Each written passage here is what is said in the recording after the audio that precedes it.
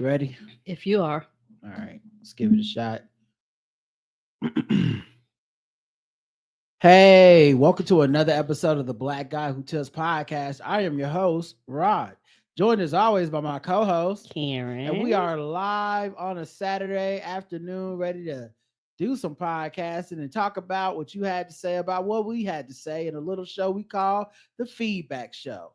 The official weapon of the Black Guy Who Tips is phone chair and the unofficial sport, bullet balls. a bullet ball extreme.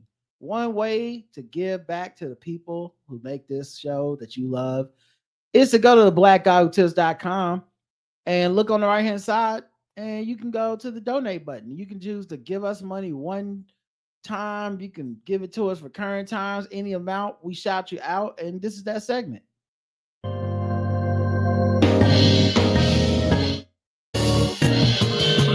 May I have your attention? You are now listening to Charlotte's own Rod and Karen.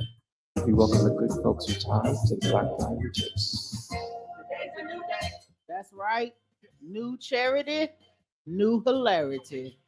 Dana R, recurring donator. Bomani Jones, y'all know Bomani. Jane M, Laura E, Noel W, Nicholas Z, Pete B, Johanna M, Douglas R, Latricia C, Laura F, Chris from Hawaii, Tabitha M, April G, and lastly Corey the Tickler. Thank you, everybody.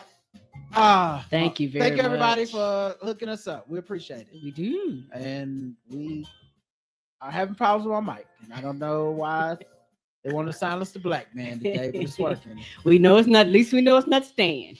Oh my goodness. All right. Well, at least we bought a replacement mic. We'll It's on its way. Hopefully it's here, but we can't hook it up until after the show. Okay. All right. Let's have fun. You know, we get them 5-star reviews, and we love them 5-star reviews. We do. And we read them 5-star reviews, and we got a couple new 5-star reviews. Yay! I got 5 on it. Ow. Funny, I may have read this one already. I'm not sure. Don't matter. Funny and thought-provoking. Whether they're ranting, reviewing, or making commentary on the latest news and gossip, both Rod and Karen will serve up some of the most entertaining content on the internet. They have tangents that'll leave you in stitches. They have think pieces that'll have you thinking. Sorry, I'm running out of words to praise this awesome show. I'm not clever or witty enough to write something impactful. Just listen to the show. You'll see what I mean. Alonzoid. Thank you, Alonzoid. Thank you. Straight out of the United States. Appreciate you. And lastly, Rod and Karen are hot. Yay. You know what I realized the other day? What did you realize the other day? Oh, my goodness. Okay. You know what I realized the other day was of all the merch in our store, we don't have any merch that just says Rod and Karen are hot. Oh, we don't. Or like I listen to the Black Guy Tips because Rod and Karen are hot. Well, put that on the list, sir. Yeah, I need that. We need to get that made. Mm-hmm. All right. So the actual review says, I'll keep it simple and say the Black Guy Who Tips is the best in DJ Khaled's voice. Oh, okay. So the Black Guy Who Tips is the best. We the best. I don't eat vagina. Love and respect for Rod and Karen. Well, I'm a method voice impressionist. Apparently so. I can't make up for accuracy in the voice, so I just make up for it in what they say. Love and respect for Rod and Karen and the hard work and content that they do. So if you read this review, please like and share the podcast to everyone you know. Peace out. See you in the chat. Thank you, Uncle B71. Thank you. Even though your name kind of sounds like a space on bingo. B71, B71. All right, let's get into the show.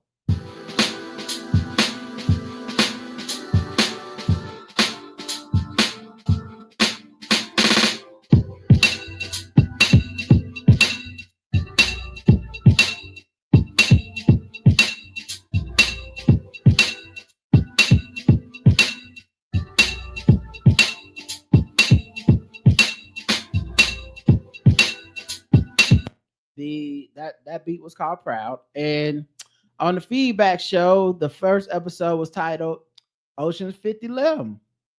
We got 3 comments. And the first one is from Apia. Every Week. Okay. She said, listen, Y'all coming from the crown. Y'all best not miss. Y'all might make up most of the audience, but white people, we show up to church early and short and leave quick. Come on. We ain't gonna be here all day. Every week she's at the 9 a.m. service. Come on. I don't know what's going on. Some of y'all gotta make it to sunrise service.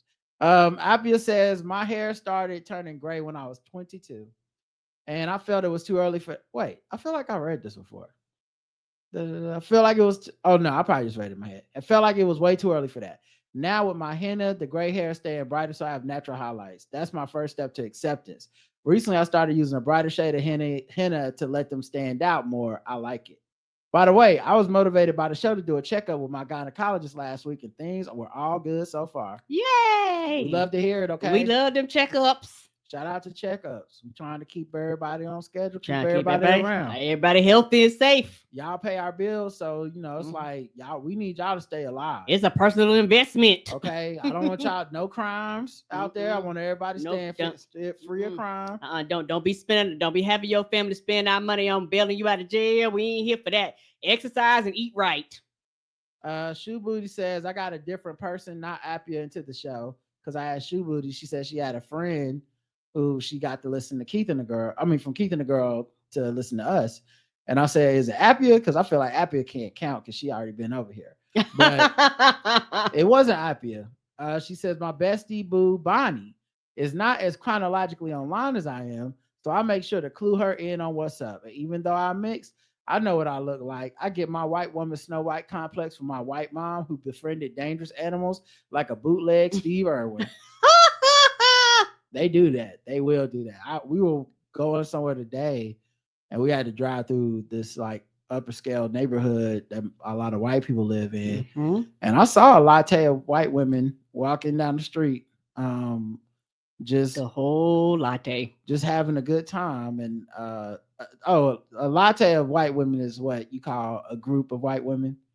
Not a group of Karens. I believe that's called a murder of Karens. But a latte of white women was walking down, and they was all being friendly with the squirrels and the animals and stuff. You can see it. Mm-hmm. No reason she should have allowed me to bring home a snapping turtle. Apia says, now I'm curious about your family history, and I'm not sure if that's okay. Yeah. Now you want to know what's going on with the black and the white and what's happening with her mom and all that stuff. It's more questions than answers, right? Because more questions than answers. We know that her dad used to be watching All in the Family. Now I'm not gonna lie, when she told that story, I imagined a white man. I said, "Oh, white dudes do love All in the Family, but if she had a white mom and then she got a black daddy, I'm like, yo, you had one of them daddies that like All in the Family, but he was black. That's wild." Mm-hmm. Just saying. All right, let's check if YouTube has any comments on this episode. Ocean's 50 Limb. No comments on this one, so we'll go to the polls and then we'll go to the Spotify Q&A. Mm-hmm. The poll: is the country you currently live in the worst? Because Abia says she thinks most people think the country they live in is the worst because that's the one that affects them with the most problems because that's where they live. And I said, let's use science to test that hypothesis because I don't think I believe that. And according to my scientific hypothesis of our audience, scientific experiment, yes, 16%, 84% no. So that's me. I'm winning that 84 to 16. Mm-hmm. Like, we ain't the best, but Lord knows we ain't the worst. Well, I just think most people, wherever they stay, they don't think it's the worst, even if its problems affects them the most. It's like, right. Like that doesn't mean that they think their country has the worst education in the world or whatever, Right. Meanwhile, even statistically, it might tell them that it's hard to get like the populace to believe that. Meanwhile, on Spotify, 31% yes, 69% no. Nice. And the Q&A on Spotify was support your local library. Mm-hmm. And Kisha says, hell yes, she is a librarian. Raphael says Brooklyn Public Library has a visit all branches challenge going on that I want to complete. Ooh, that sounds like fun. I grew up without libraries in my life, so I always appreciate my public libraries. Mayor Adams, though, shaking my head. A bunch of numbers says get a library card and download Libby if you want good ebooks. Okay, but your name is a bunch of numbers, which make me believe you the AI come to life. Do we need to be careful we click the link? Yeah, what's gonna be in the ebooks? Humans inferior, robots superior. I'm on your shit. 12162351778. You don't click that link, and one day you gonna go in. All of a sudden, your robot gonna be like, Johnny 5 is alive, and that shit gonna attack you. Chris says, you know, the U.S. party fighting to defund and ban things from the library is the one Hitler would sympathize with if old boy was alive in 2025. Right. And he probably is. Top Flosion says the library close to my school was open until 8 p.m. on certain days. I could do projects and literally teach myself shit. I needed to pass my class in high school. #, refund the libraries. Mm-hmm. Yeah, not Karen. I hear like you've been. Oh, never mind. Go ahead. Yeah, because I remember at one point. You hear it? Do you hear your mic sound staticky? I hear it too. Maybe it's the mixer. It might be. It might not be the mics at all. It just might be the mixer cutting up. Oh my God. All right, keep talking. I'm sorry. No problem. Yeah, because the libraries when I was a kid, the libraries used to stay up at like 9, like 8, basically 8:39. If I'm not mistaken, 9. Mm-hmm. And so when I used to have to go to the library before I hear it again. I hear static. I'm sorry. Me too. Everybody give us a second. I want to pause this and try resetting some stuff. Mm-hmm. All right, let's see. Say something. 1, 2, 3, 4, 5, 6, 7, 8, 9, 10. Okay, it sounds like it's working now. Okay. All right, I'll unpause. All right, go ahead. I think we fixed it. No problem. When I was a kid, before we got, I got personal computers at the house. Now it is no big thing for kids to have personal computers and laptops and all that shit. But years ago, people didn't have that shit in their house, so you had to depend on the library for these resources. Mm. And so, when the library used to stay up until like 9 o'clock, I would have to go to the library in order to do. I hear the static again. Hold on a second. I do too.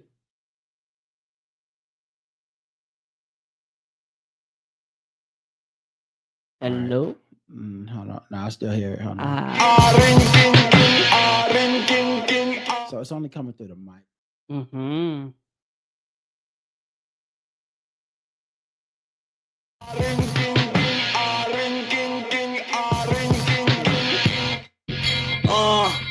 Martin had a dream. Say something. A, B, C, D, E, F, G. Still here. H, I, J, K, L, M, N, O, P.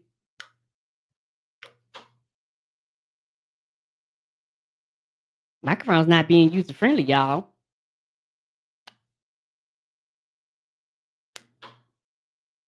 It's like, Rod, you took some time off, and so am I. Everybody took a leave of absence. Yeah, I don't know. Yeah, it's not like a setting change. I don't know. All right, it sounded okay for a second. Keep talking. No problem. Like I was saying, years ago when the libraries did. Okay. All right, ready? Yes. All right, go ahead. Years ago when libraries did close at 9, I would have to do my term papers and stuff in there, particularly around high school, and type them up. I am of the age when I went to college, we had computer labs. It would not be shocking if computer labs don't even exist anymore on college campuses because everybody got their own come kind of prepared for that, where everybody has like a personal computer in their room or like a laptop, iPad, or the other resources to do these things. And now with the printers being smaller and shit like this, people probably have like their own kind of computer lab in their rooms now. Like everybody has one, so you don't have to do that no more. So I appreciate it the libraries. Even when I was in college, I used the library. So their resources are extremely important for the people that don't have the resources. Everybody assumes everybody had these resources, and then everybody's shocked when they be like, "Niggas is poor." Yes, niggas is poor, and everybody don't have the resources. Yeah. Let's see.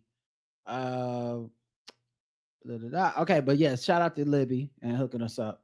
Um, and shout out to Chris for pointing out that Hitler would be on the side of the book banners. I've never seen a movie or TV show where the good guys were book banners, book Right. burners, none of that. It's never been like, I understand why Buffy the Vampire Slayer had to burn all the books in the town. Never. It's always bad people. What the fuck is wrong with life that no one learned those lessons from those movies and TV shows except me? Key says, I just followed 5 Black Women Menopause podcasts. Thanks for looking out. Well, yeah, Yay. I'm glad I knew they existed, and not only did they exist, it was a lot of them. So, Thank you. Shout out to Karen for stumbling into a resource for us all. Yes, I did, because I didn't know, and we got a vast audience. So thank you for letting me know that this shit exists. We appreciate you. Mm-hmm. Chaco Bean says, I've renewed my library card and I'm using their ebooks to get to books that I've had on my wish list, including one that Rod spoke so highly of. Also making use of going to of their making use of going to their printing services, using their printing services. That's dope too. Yeah, and I know I renewed mine recently. Like they said, to get access to like the ebooks. 'Cause I went online and I was like, hey, it's not working. Then I went and they basically had to kind of renew it and all that type of stuff, which was fine. So I got mine renewed and all that stuff. So I have access, like you say, to the ebooks and all that stuff. And in case I actually want to physically go to a library or have a book shipped directly, hard copy shipped to the library, I can just go pick it up and drop it off. I know here they made it easier to pick up and drop off books, because you used to have to pick up and drop off books here in Charlotte, in Mecklenburg County, at the library you got it from. But they actually changed that rule years ago, where you pick it up as long as you drop it off at the library, we don't care, which is the way it should always be. Because you might, pick it up downtown, but nigga, I'm not going all the way back downtown to the main branch. I might drop it off at a smaller branch, things like that, to make it more convenient for people. I miss your library visit to Charlotte Public Library. That was my first Ride of Karen live event back in 2020. Yeah, that was cool. Before the pandemic, we did a couple of shows at the library. Our friend works there, and she asked us to do it, and I think we did it for Black History Month, and it was fun. Mm-hmm. Let's see what else we got here. We got the next episode, which is 2874. It's Blackavelli. We had 3 comments. Let's see who has something to say. Shoe Booty. She says, take care of yourself before is always the cautionary tale. We always share of losing someone way too soon. Thanks for talking about this, Rod. People are getting this younger and younger. One of my dearest friends is going through treatment for colorectal cancer right now, younger than the 45-year-old threshold for a colonoscopy. Best preventative medicine is to follow testing guidelines and listen to your body if you don't feel right. March is colorectal cancer awareness month. Oh, I didn't know that. I didn't know that either. Serendipity. We love serendipity over here. And yeah, for those wondering, it went the everything went good. They it was honestly not even that big a deal. Like, soon as you get hit with the medicine, you just wake up and you go to sleep. I see how Mike Jackson got caught up on that shit, because that propofol, it put you out, don't it? I mean, listen, okay. It's like you go to sleep, you be debt free. You know what I'm saying? Like, if it's anything like the medication I had when I had my surgery, like Roger said, they didn't have him count down. So what he had might be stronger than mine. It was like countdowns, like 10, 9. And that's all I remember. Yeah, maybe I'll talk about it a little bit more tomorrow or something. But you can. Yeah, I'm fine. It wasn't very painful or anything like that. So, Appia says, if you want to be successful in your field, you can't put all the conflict on social media. And what is it good for? The next person who throws a party will not invite Amanda out of pity, and even if they did, is this what you want? I would want for people to have me there, not to feel obligated to invite me. Yeah, and it was so interesting because all I said on Twitter was basically like, come on, like, this person is the common denominator. And most people understood. Some people were saying mean shit about her and stuff. I tried to stay out of that part because I don't know that woman like that. Right. I've heard stories. I've had friends tell me their personal conflicts and stuff, but you Right. never know till you meet someone how it goes, blah blah. But when I say all my friends in entertainment have a story, they do, right? So what I think is interesting there though is there were people who are, I think, feel obligated to defend her because of her social media. Like, you know, when you consume, just like if someone listens to podcasts and we said some shit or people didn't fuck with us, they'd be like, I don't want to believe Rod and Karen are the type of motherfuckers that motherfuckers shouldn't fuck with, right? Um, and so with her, there was a couple people like pushing back and stuff. And it made me have to go Google all the stuff because I remember covering that on the show. Yes, a lot of the we stuff she's did. had happened with her. And yeah, man, I know that stuff like the back of my hand. Like I thought I might have, I'm like, maybe I misremembered it. And I'm like, no, she did accuse this dude of being creepy and then saying women were in her DMs, saying he was sexually creepy towards them at minimum and some even downright assault. And I remember it. I didn't accuse her of saying he assaulted her. I just remember what happened. And this person was like, no, she only said that when he said something. I was like, no, that's not the order it happened. Nope, she started it. She said she described a person like him and left it quote unquote anonymous and said, this person made me feel uncomfortable in my DMs, blah, blah. Then she said later on, a bunch of women DM me anonymously, and I have to say it's this guy, Myron Roll. Then he had put out a statement like, this is not true. And it's been 5 years or so. It's been a while. They do a podcast together? Not her and Myron Roll. Van Lathan had her on his podcast. Okay. That was another thing I listened to. I remember all this shit. But the thing that I was thinking was, it's been 5 years. Not a single person, not one anonymous woman who said, let me tell Amanda Seales has ever come forward on Myron Roll. That's not crazy. That's a long fucking time. Past the Me Too movement and everything. No one put their name on it. Everybody else, motherfuckers, we just had the statute of limitations pass that that made all those people like start filing sexual charges towards anybody that had ever done some shit to the them. Past few weeks, people go, why is this coming out? I was like, yeah, because if they don't say nothing now, nothing's gonna matter. 0 women came out. Even when they saw her get fried, 0 women came out. Now look, it's possible somebody maybe hacked some accounts or made some anonymous accounts and lied to her to make her look bad. But you know, we never seen a screenshot. We never seen anything. We don't know that any of these people are real or that this ever happened. And I didn't want to litigate it again, but people defending it made me go, well, let me go look this up because I remember how that happened. You know, her going on the Breakfast Club and saying that stuff.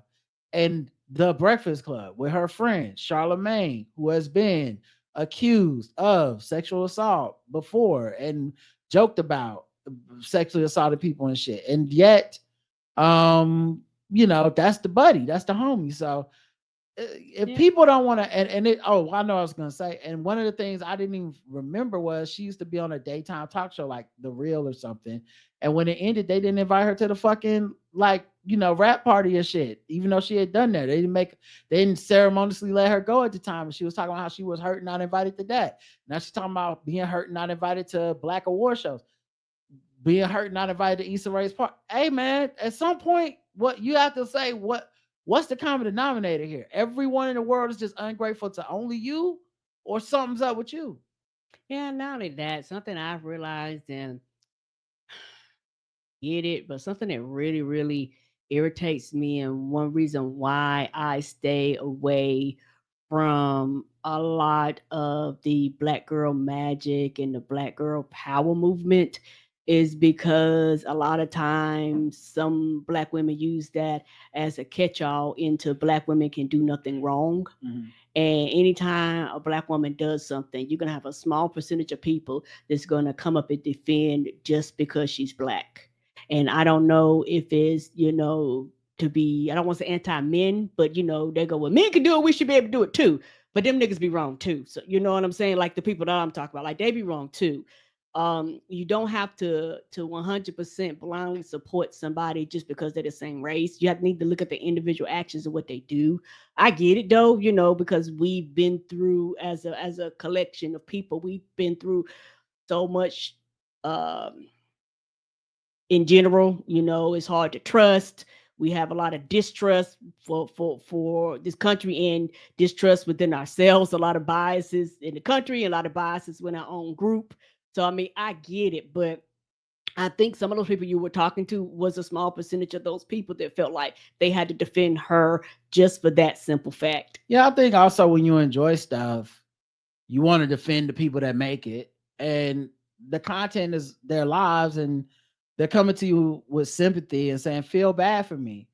And no part of you wants to just not feel bad for people automatically because they're asking Right. for it. Correct. But at some point you have to be like, okay, but why is it always you? No one else for no sets ever has these issues. It's just you and you and you over and over again. Like, Right. I'm not gonna continue to be sorry for somebody that that clearly everyone feels that does know them feels like, nah, we don't want you around. So that was something, and I think you're right. People hide behind those big isms and macro causes as if they can hide their personality flaws, or it's okay for them to be the way they are, even when it violates that stuff, Mhm. So yeah, I Right. agree with you. Right. And then when you be like, hey, I understand that they're a black woman and you're a black woman, but it doesn't excuse them, then all of a sudden you become the problem. Like you become the problem for calling out their flaws. Like black women aren't flawed, and black women don't fuck up, and black women don't make mistakes. We do. We do every single day, and just like any other group, we need to be held accountable for our actions, because not all of them, but he's saying collecting the people that excuse black women for all their things. When black men do things, they have no empathy, sympathy, or compassion to their plight. So if it goes one way, it needs to go the other way across the board. All right, so let me see if there was any more comments. Appia says, oh wait, I already said that. Tommy D says evil will always win because good is dumb. Darth helmet, spaceballs. Facts. Facts. Let's check the YouTube and see if there's any comments for that. We got none for this episode. All right, cool. Keeping it moving, keeping it moving. The poll for this episode. Who would you rather party with? Bill Maher, Amanda Seales, or Stephen A. Smith? Karen? Stephen A. Smith. Wow, that fast. 69% of the audience agrees with you. Stephen A. Smith, he ran away with this. Amanda Seales only 25%, and then Bill Maher came in last with just JL Coban saying yes, more than likely. I mean, because who else could it be? And the same on Spotify. 4% Bill Maher. I think they're probably thinking the weed. That's what I would guess, because we know Stephen A. don't smoke. Or someone might be black escorts. I don't know. I'm not judging. Not Sex judging work at can still all. work over here, sis. Come on. Amanda Seales, 39% on Spotify, and 60% basically for Stephen A. Smith. I think Stephen A. Smith is the one too. I actually think he will be fun at a party. Me too. I think he'll be a fucking blast at a party. Yeah. But I also just unintentionally think everything he says is funny. So same. Even when he's being pompous, it's hilarious to me. All right. Q&A was Dune is a reboot too. It counts. Yes, it does. Kisha says everything is a reboot. Some movies are reboots of properties. I don't know, so it's new to me. Hollywood, take money. Nichelle says there's nothing new under the sun content-wise. The newness comes from different voices and different perspectives. Or you snapped. Raphael says one time I thought I knew it all, and then I found out that Scarface was a remake. I ate the humble pie the humble pie and quit being on that only original stories counts shit. So much good content to enjoy in the world. Exactly. Yeah, and also things are rebooted for a whole nother generation too. A lot of people have a tendency to be like, I witnessed it at this period of time, and depending on when you were born, the shit that you got was probably a remake. I think it's interesting though, because I do think remakes are getting much faster now. So it's not the generational remakes anymore, where it's like, okay, we have a Star is Born for 1960, or Star is Born for 1982, a Star is Born for for 2021. some of this shit is just starting to be like, all right, man, Power Rangers again. Like, okay. Anyway, I'm not hating, just saying. No, I'm not. Yeah, I get you. I'm not hating either. I can understand but some people feeling a oversaturation, and maybe they need to space them out a little bit more. But I don't have Yeah, I'm not problem with saying they reboots. should. I just was pointing out that it's not even. Yeah, the window is smaller. Yeah, it's not even Yes, generational I no agree. more. It should be. It's like 12 Superman films in my lifetime. Coach Malik says, "Who cares about the reboots? With technology advancing, some movies can be done better and some can't. Find something else to worry about. Movie studios aren't worried about you. Exactly, player. You know what else? There's more shit I want to see remade. When you brought up the new technology, I want to see the last Starfighter. I want to see the last Starfighter with an actual budget in this new technology. That shit would be hella fun." Micah says Rebel Moon isn't Star Wars. It's space-based Magnificent Seven. You compare Dune 2 to Star Wars instead of Rebel Moon for the same reason you compare LeBron to MJ instead of Gary Payton. I hear what you're trying to say, and that's cute. That's very cute, Micah. But what I'm saying is this. People said we want original, which is Rebel Moon, high budget, which is Rebel Moon, big director, da da da. They said they wanted that. So what I'm saying is people will compare Dune to Star Wars on some like, yeah, so this is what Star Wars should be. And it's like, not really, because Star Wars isn't rebooting. It's making sequels. It's not new IP. It's not any of that stuff.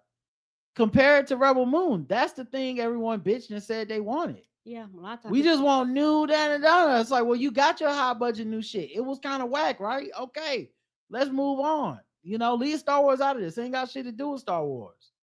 Miss Barnes says Alien versus Predator was the best reboot. Shout out to Sanaa Lathan for holding down the franchise. That was a good reboot. Was that was a reboot? I can't tell over there no more. Yeah, I know. Yeah, everything's a sequel, a prequel, a motherfucking. I don't know where we at on the timeline. Yeah, I'll be watching them now. They put Alien, Predator, and some shit. I'm probably gonna watch it. It probably won't be good, but I'm gonna watch it. That Prey was good. Right. Yeah. Oh, that's the wrong one. Didn't I have Aliens and Prey? Yeah, I think so. Okay. Yes. Yeah. And that was kind of a prequel to it, like type of thing. And that was really, really good. It was on Hulu. Yeah, that was good on Hulu. Yeah. I mean, like I said, it's like I'll watch all that stuff. It's all like I'm not saying I expect it to be good, but they got my money. Right. And that was a good entry, the Alien vs Predator. That was a good entry. But I even like Predator too. I like when Danny Glover was killing that Predator. Yes. Like he was old and black. One of my favorite ones. Sweating. It was good. It was Watch the Gender. All right, episode 2875. I'd rather laugh with you. We have 4 comments on this one. And let me pull them bad boys up. All right. Shoe Booty says, I thought it was curious that they were just handing out Plan B pills. I am all for accessibility for all sexual health items, but this is medication. This is a pill. When we say we got to protect the children, I'm not saying we need to protect them from ideas and reality, but if their kids being handed medications like that, it's not appropriate. Not from a this promotes promiscuity standpoint, but it doesn't seem wise to hand out pills to random underage people who might not have a lick of common sense to know what they're taking. Maybe a better approach would be to give them a QR code they can scan, input info to have samples sent to them if they're actually interested. Well, I guess it's a catch-22. We don't know that they wouldn't verify an age. Like nobody ever really. Yeah, I think said that. That's why I still have questions, but they didn't say they were verifying them. Okay, agree. And then the way the reasoning they used to stop it was it's promoting promiscuity, which I don't agree with. Like I don't care about that part, but the part of you giving something as strong as a Plan B to a child without their parents' consent does seem ripe for legal issues. Correct. And that, because it's something you have to get prescribed in a lot of places, Right. And I know, didn't they just pass a law where you could buy some of this stuff over the counter? They did in some places, but that's being contested and all this stuff. Agreed. So I don't know the full details of every state and all that stuff. I just know that I can see why this would be different than handing out even like condoms. Yes. It's like, honestly, I would feel the same way if you handed out birth control pills, because it's like a generic thing instead of a doctor. It take people all kinds of shit to get birth control, like to get the right one, how the side effects affect you. You go through So all you're types of giving this to a tests. child, to a person that's under the age of whatever. Right. That is a scenario where I feel like we should have more information in that article and about what they were doing. Yeah, it's too many blanks. Yeah. And if that, and this is just speculation at this point, it makes it feel like if they were doing it on the up and up in a way that everyone could agree with, not even agree with, but a way where everyone would go, well, it is legal, even if I don't like it. I feel like they would have put that in the article, or they would have felt like we need to explain that. Because they said stuff like, we're not doing anything illegal. And I'm like, what does that mean? Is it right? Are you saying if we're in South Carolina, we wouldn't hand out Plan B pills, but if we were in like New Hampshire, we would, because New Hampshire, you can get them over the counter. Right. It's stuff I would like to know. There's details missing. So I don't want to assume the worst. I'm just going to say I don't know. And I agree with you, Shoe Booty, in that if it was the way you said it is, I would also say that that does seem problematic to give Plan B to somebody that isn't of age, if that's what was happening. Right, because like you say, it is a medication that does things to your body. Somebody needs to sit down, explain. Like, it's a lot more to it than just here is like, you ain't handing out ibuprofen, or aspirin. You handed out like some shit that can do some things. Brooklyn Shoebase says, I think the monopoly that Ticketmaster has on purchasing tickets is probably also adding to the drop in sales if for the middle of the pack artists, because it is very difficult to buy affordable tickets. Ticketmaster has legitimized scalpers and verified reseller bots buy up all the tickets, because causing real fans to have to pay $200 for nosebleed seats, and the added tax and fees can add another 50% to the cost. It's really an aggravating process. I agree. Yeah, and I really do think that's something that Congress should really step in on. Not trying to funny and literally bust Ticketmaster up, because they literally have a monopoly. It doesn't make sense. I think they bought their competitor. I forgot who the other big one was, but I think they bought them. And like, so now it's like, it's either Ticketmaster or bust, unless the venue or somebody was like, oh, we're using our own thing separate from Ticketmaster, and they don't use Ticketmaster at all. But a lot of acts have been like, hey, if we go anywhere big, we have to use them. Like, we can't go to your locals, towns, Coliseum and not use Ticketmaster in most. Live Nation, that's what it was, Live Nation. Yes. And so it's very frustrating and irritating to do it. Like they say, you can buy some tickets, and by the time you tag on the fees, it's extra, like you said, 50, 75, sometimes depending on the cost, will take extra $100 per ticket just from all the unnecessary fees that that you're doing. So if you're buying, like you said, a family of 4, however much it costs, and then sometimes the fees might be even higher than the cost of the tickets itself, depending on what you're buying. Let's see. Appia says, I seem to have an interesting pattern of media consumption. I don't go to concerts, pretty much the same with movies. All in all, it's too much stress for me, and also too much time spent parking, all of the people, the list goes on. I have the money, but I'm not interested. I enjoy music, but I hiking in nature and listen to music by headphones. We don't watch any TV since 2007 or so. So, of course, I don't care about local news. But to not be completely clueless, I am in the local Facebook group for my city and was even asked to be one of the admins. That's where I still learn about all the local crime. I also read the news in the serious online newspaper I pay for. We also have multiple streaming channels. Well, I feel like wherever you live in Germany, it sounds like y'all crime's probably Encyclopedia Brown crime. It's not, it's like, you get my missing dog, my missing cat, not that y'all don't have murders there too, but they probably don't have murders. Right. Who stole the cheesecake? Yes. Shit like that. We'll pay 25 cents plus a subscription to the local paper for anyone who got clues. Yes, but like I said, and I know you probably have to be of a certain age, but for me, I like having the local news, and depending on where you live, shit, you probably can't even get the local news unless you subscribe online anymore, because so many of the local newspapers have shut down and became like online subsidiaries. In Germany too, you think? Not in Germany, it's here in the States. Oh, okay. Mhm. Because she was giving her personal story about just where she stayed. This is a very This could have been a journal entry. It's very personal what she wrote.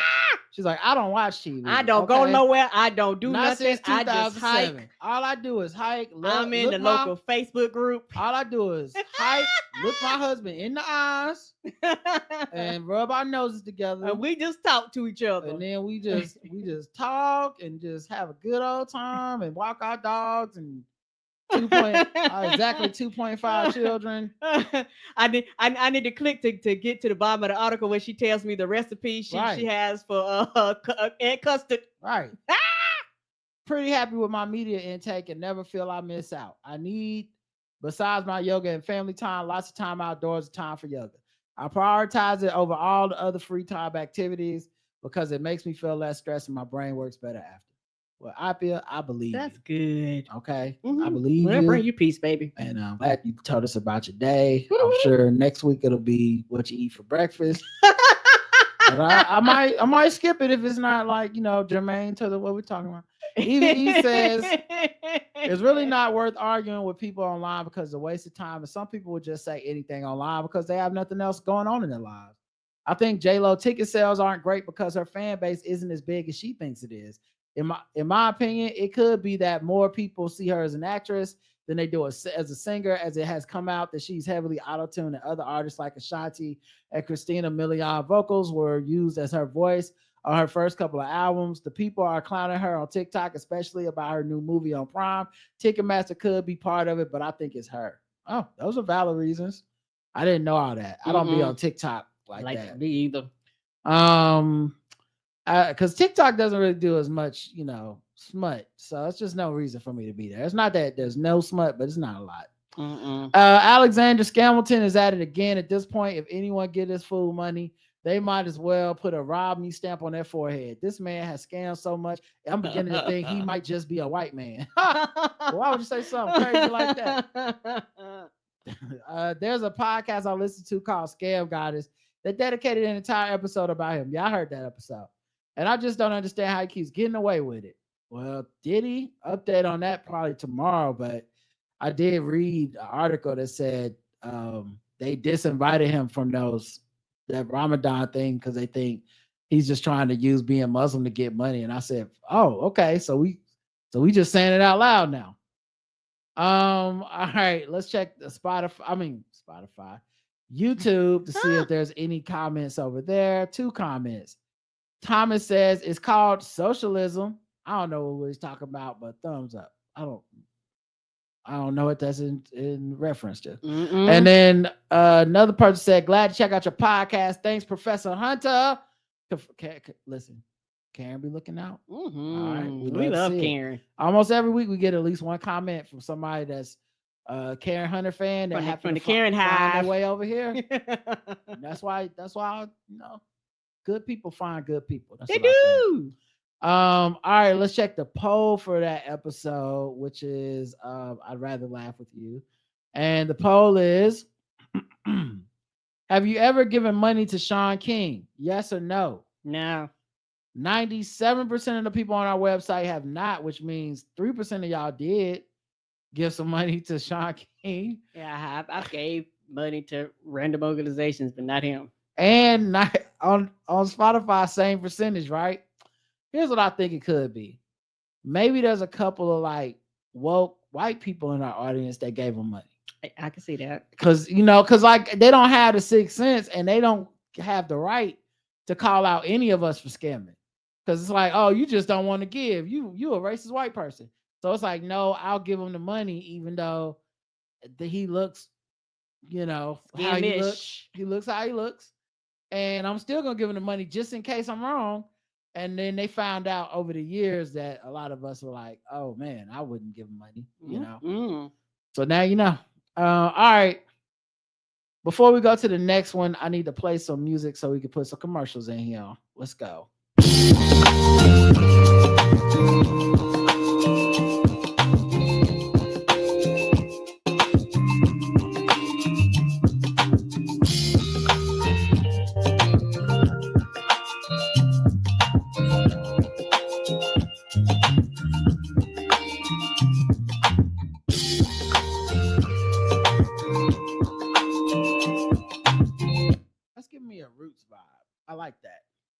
That one I believe is called Wave Bounce. All right, let's get into the next one. 2876 in the flats drums upcharge. We got 8 comments. Woo, lots of comments. Ramsey 3D Jenkins says 5 stars for the little girl who told Linda, I am tired of you and these kids. Yeah, that baby had enough. I know. I still don't know that little girl's name. Catch up with her. Where is she now? I feel like where is she now? She got to be president or something now. Like that little girl, she was going places. Either that or she's in prison. I don't know. Okay, I just think the kids are adorable. I am sick of you and these kids. These kids, like baby, you sick already? Is she even 5? If I was you, I'd go home. She was the best. Shoe Booty says rumor is J-Lo got cast in a reboot of Jurassic World, and that starts filming in August, which is why she actually canceled those shows. We'll see. Not trying to yuck anyone's yum, but who's going to see her concerts?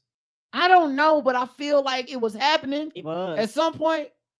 Yeah, she still has an audience, y'all. It's a reason. You might not be the target demographic, but it's somebody out there that was like, yeah, I'll go see J-Lo. It's a reason she thought she could do this. Right. That's all I'm saying. Now, look, maybe it's bad reasons, but something must have happened in the past to make her be like, shit, I go on tour to get this money. Everybody else going on tour. Why can't I get a piece of the pie? Shoe Booty also said, what the fuck is Chingy talking about? It's like he's tried to hang with the hotels, got rejected, and decided to sit with the Crystal Girlies instead. Right? Oh, no. We started bringing up them chakras. I was like, this is not even the same shit. What are you on? We in 2 different lanes. Gina Gay says, when I had my colonoscopy, I ended up having egg drop soup and the Japanese clear soup, both minus the onions and mushrooms, or the pre-liquid and pre-liquid for the pre-liquid and liquid diet days. Hope your procedure goes well. It did go well. I couldn't find a cheat code for the liquid diet day, the clear liquid.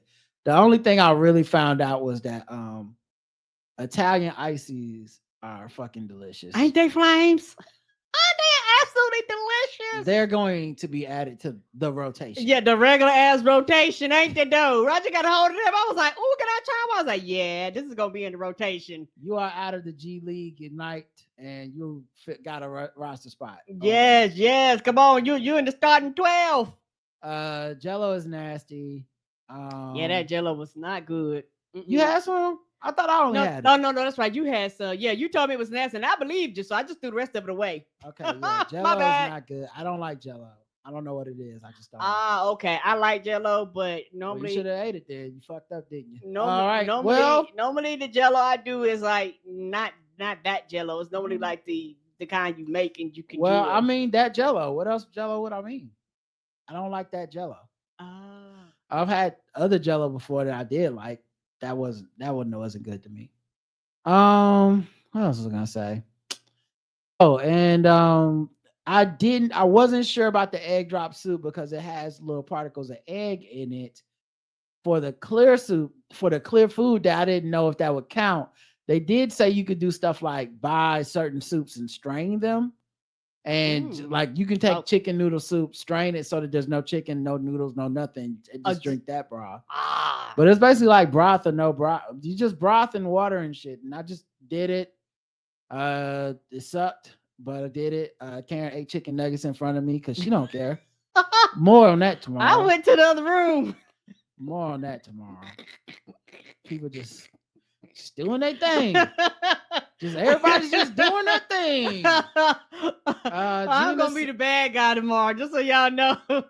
Everybody's just doing their thing. They just do you. Just do you, literally.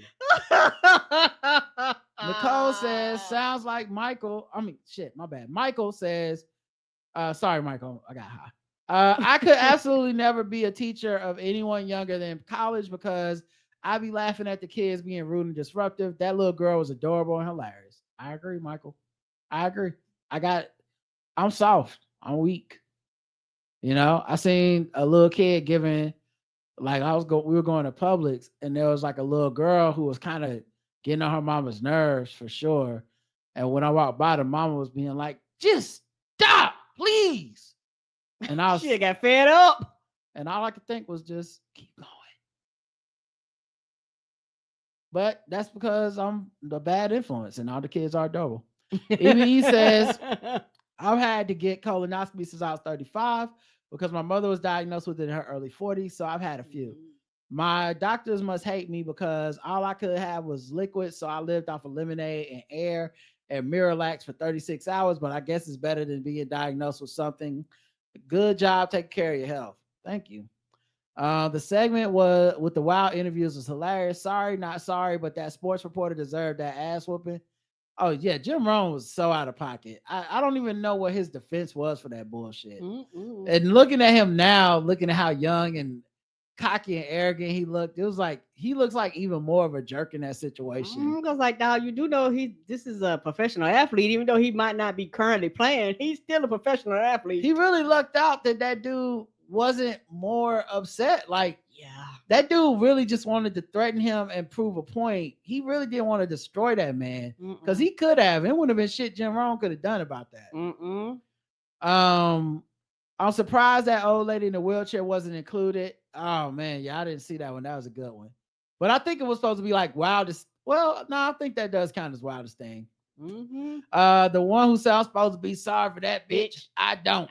No, or the Bella Noche girls. Yes, them are girls. The one that y'all don't remember probably, unless you go way back with our podcast, because I don't even think I have this clip. Which one? But the dudes that licked the shoes. It's real. Yes, that one was really old school. I think one of my favorite ones got to be the girl that was disappointed about that white girl in England that was disappointed about that KFC. Yeah. I know. I'm not saying it's not a I guess the Aha is Real was just one of my favorite ones. And that one came out of nowhere too. We watched that years ago. Yeah, you had to go way back to get that one. And he licked the shoes. Yes, he did. You probably have to Google that one to get that clip. He licked the shoes. I don't even know if I can find that clip anymore. I think someone sent it to me on Instagram a while back. It's good. What did he say? What? Aha, it's real. That. Okay, I'll see if I can help. But yeah, I mean, even if you don't find it today or something, somebody will probably send it to me at some point. But man, that was one of the all-time great. Like, I did not see this coming in this interview.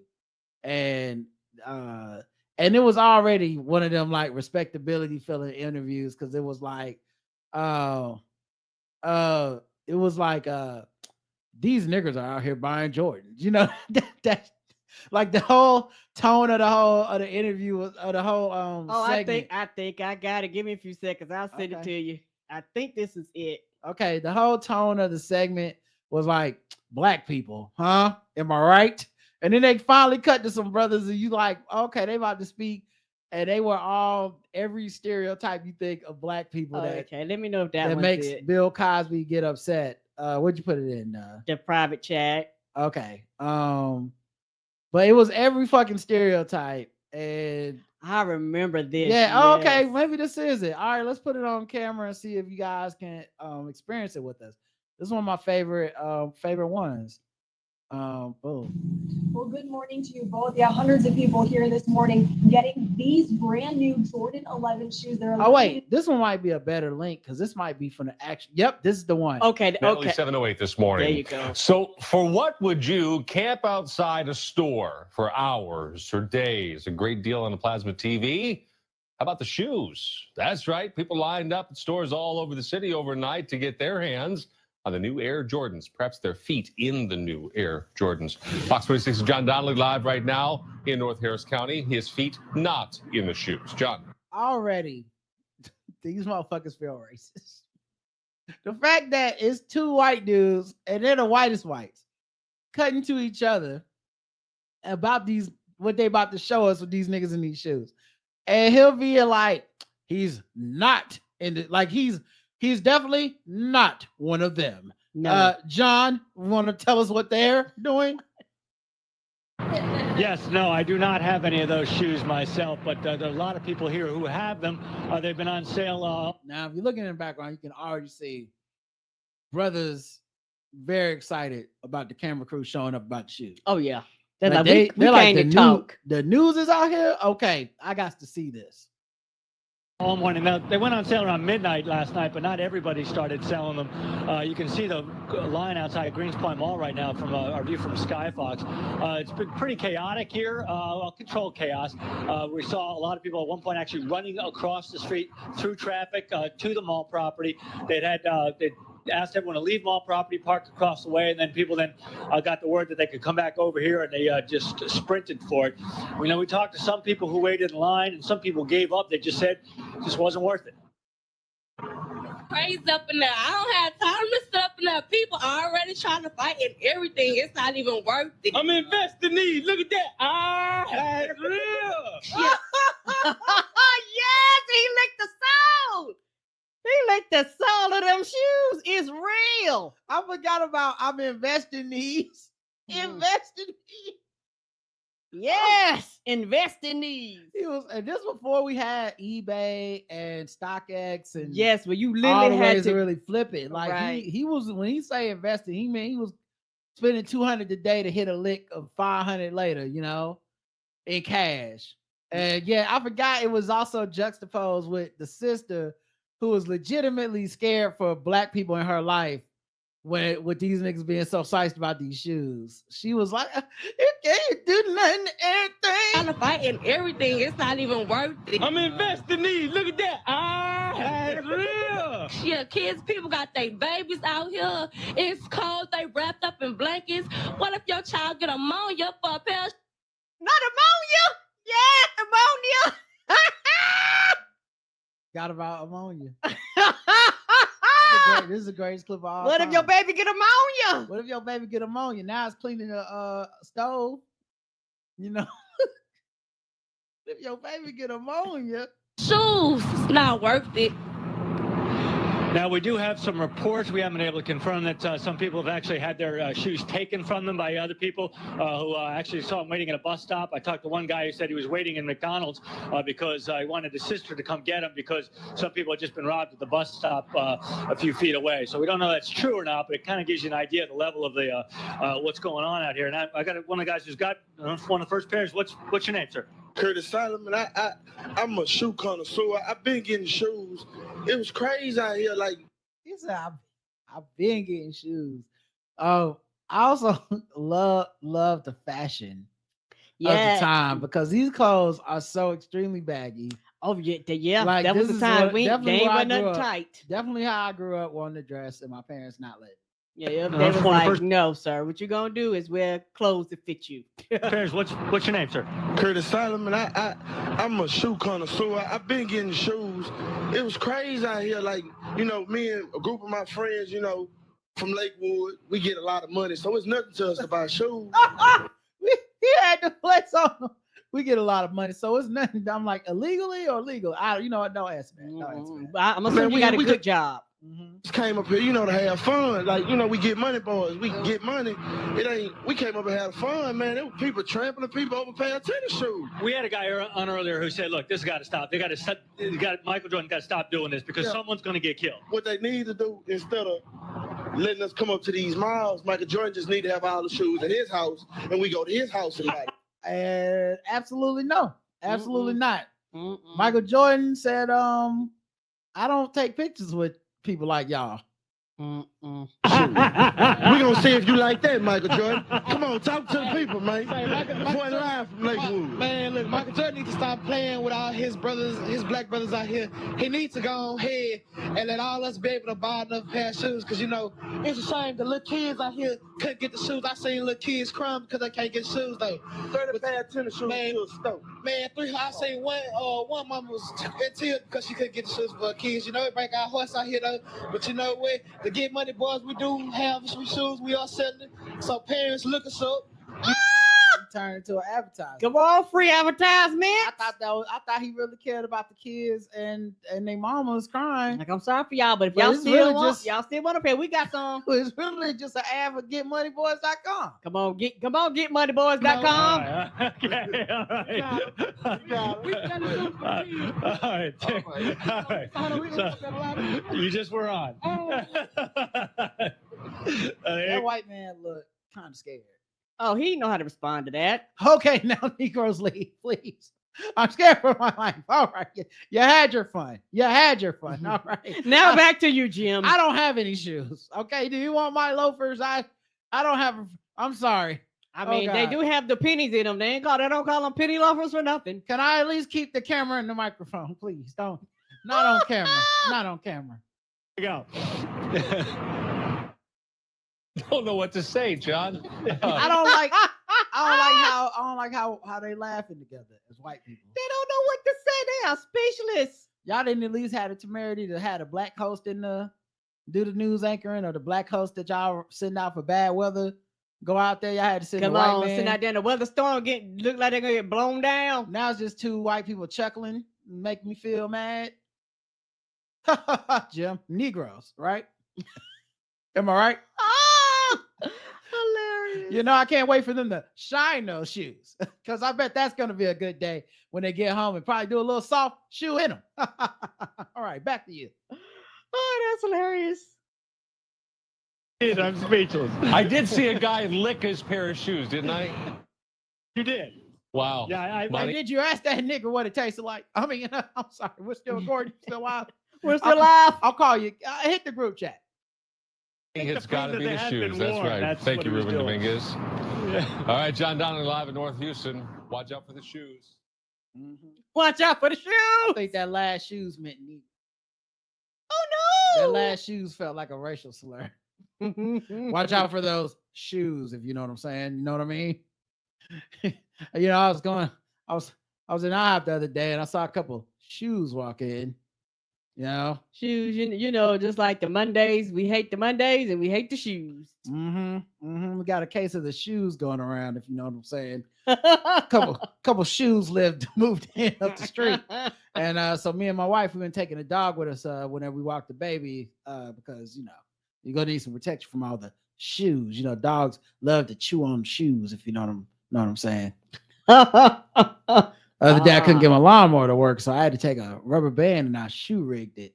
Oh no! You know, you got to shoe rig it to get it to work. Sir. All right, let's see. So he did that comment. Appia says, I never use a filter on my face because I think people see me in real life without it. I don't want someone coming up to me saying, I thought you looked better. You are not so pretty in real life as your picture suggests. I will take 5 pictures and post the one I like best, but never a filter. And I think when you start with this, there's no end. Well, I just want to say, Appia, I don't know how they get out of Germany. I've heard people say y'all are direct and maybe even rude. Okay. I've heard people say that. I'm not saying I believe those people, but I don't know that they've invented the person that's going to walk up to anyone in real life and say, I thought you looked better. You are not so pretty in real life as your picture suggests. Unless it's like a child. Yeah, kids do that shit. Because yeah, you like to get slapped upside your motherfucking face talking to anyone like that, dog. Yes, particularly they can reach out and touch you.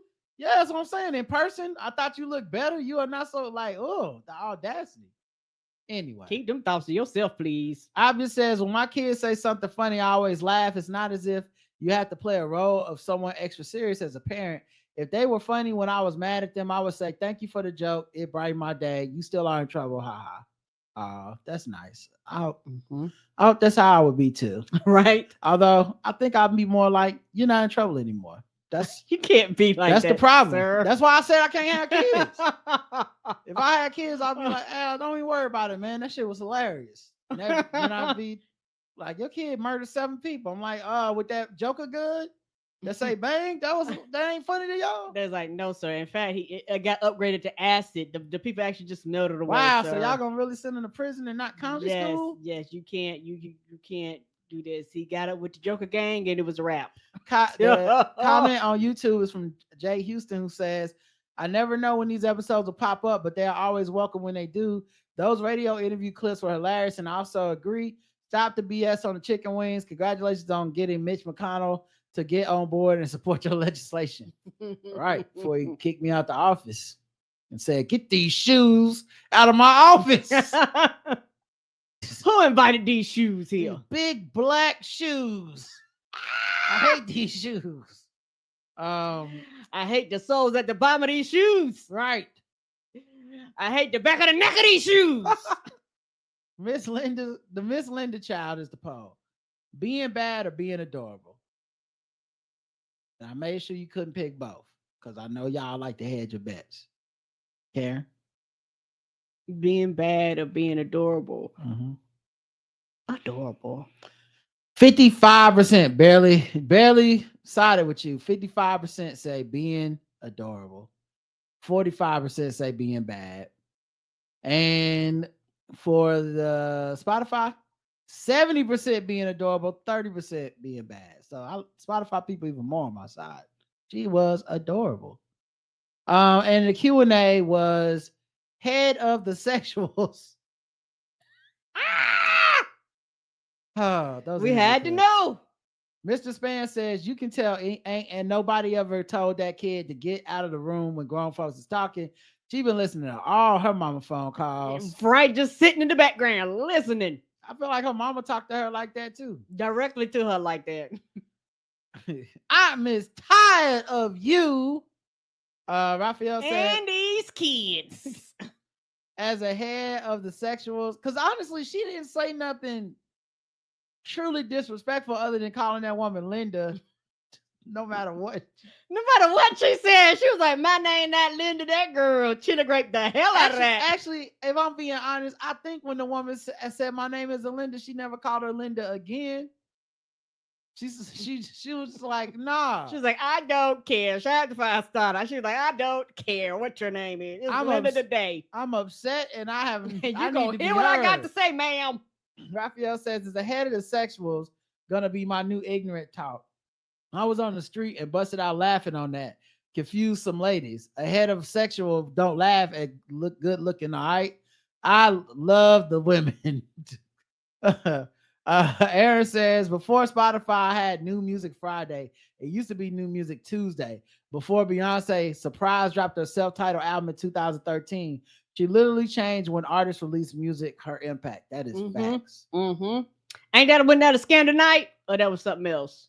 It was scandal, I believe. Yes, it was a scandal night because I remember that because I didn't watch Scandal and I love you, baby, because child, I was sleeping and it dropped like right after Scandal went off, and so the timeline was flooded. I didn't know because child, I was going to the world. Roger woke me up and that was it. I was up for the rest of the night. I was like, thank you for not letting me miss the moment. Let's see. Bruh, I will never be able to use the bathroom again without thinking about that nigga pooping in his hand. Laugh my ass off. What? I'm convinced he raised himself. Poor thing. Chris says, I'm 33 and had a small tumor needing surgical removal on my small intestine. Little to no complications, consultations, side effects, and bills scare people, but we are lucky to have modern science. Oh, absolutely. Mm-hmm. Absolutely. Mm-hmm. Listen, I just think when it comes down to it, I'd rather know something like that early than late. And I don't want to live with being like, oh, they told me to do this at 45. I decided I was waiting till 50 because I was scared of someone going to my butthole or something. And now it's worse than it would have been, you know? Mm-hmm. The worst you can find out is you checked it early and it was too late. But it's better to know that even, you know? Yeah, and also the thing about it is that this is a routine procedure, and so once you understand, even with us, we'll probably talk about tomorrow. It was multiple people going in there for the same procedure. Yeah. Mm-hmm. Let's see. Just Joe says the scream I scrump when you said Chingy sounds like Damon Wayans as the inmate. Oh my God, I was thinking the exact thing. I'm hella dead. Right? What was he talking about? Chrissy says, oh my God, I literally collapsed when he said that. I'm still laughing days after. Yeah, head of the sexuals. Get that butt, Ty Flojan says. Mr. and Mrs. Morrow, please, I'm at work. I had never even heard some of those before. I was not ready. I did not realize it was gonna take such a hard turn to the left. 2876 in. Oh, wait, that was the one we just did, I believe. Okay, yeah, that was 8 comments.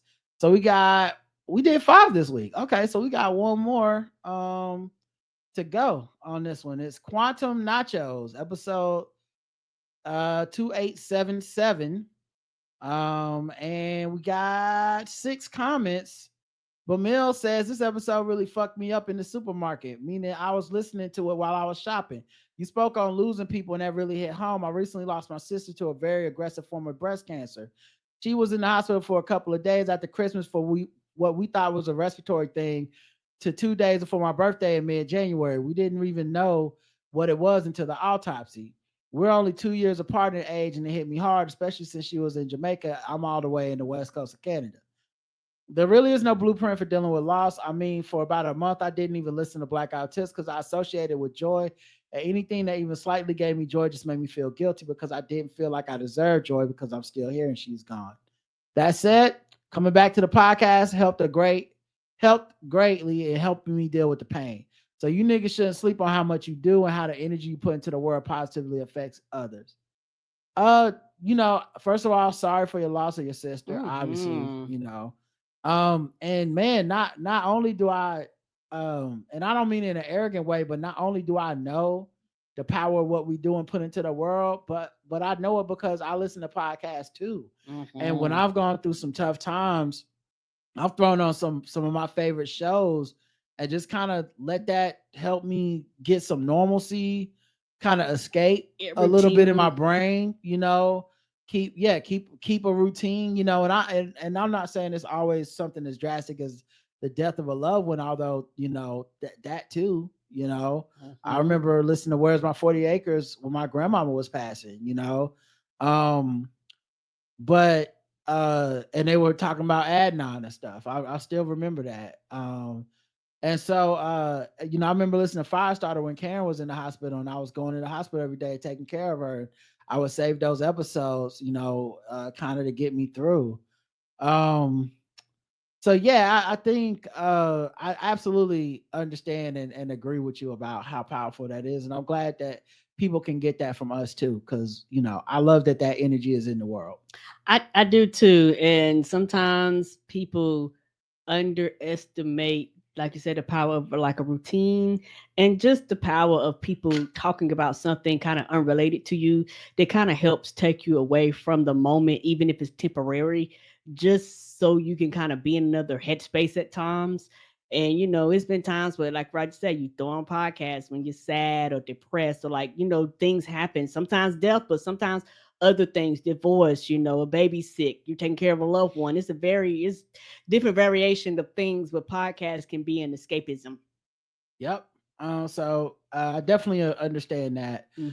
On another note, I have to confess that I'm not ahead of the sexuals like that dude in the one interview snippets from the previous episode. I think I'm merely a supervisor or a mid-level manager at best in the sexuals. Keep doing what you're doing, Emil. Shoe Booty says, Karen, you got me in my feelings of now. All forms of grief and how we approach it shapes us. We have to experience the feelings of sorrow, but we can't live in it forever. I know that little circle photo of grief you mentioned, and it resonates a lot with me. It always there, a part of you, but it's not all of you. Right. I lost a friendship within the past year. My best friend, my person, when discussing this with others and talking about the grief of it, I said, this is worse than every romantic breakup that I have had combined. Platonic love and loss really can be heartbreaking as a divorce. Yes. And because people try to, how can I say this? People try to downplay relationships. People act like your immediate family and friends, like your brothers, your sisters, your loved ones, and your spouse and your children are kind of the only relationships that you should actually just mourn and cry over and just have like these tight emotional attachments, and all the other relationships in your life should be secondary, and that's not true. And so when you go through things that aren't that core and you say, hey dog, I'm really hurting for this. Hey dog, this is really fucking me up. No, we wasn't fucking and it wasn't nothing sexual happening. I just really greatly care about this person that was a huge part of my life, and now they're gone. This shit is fucking me up.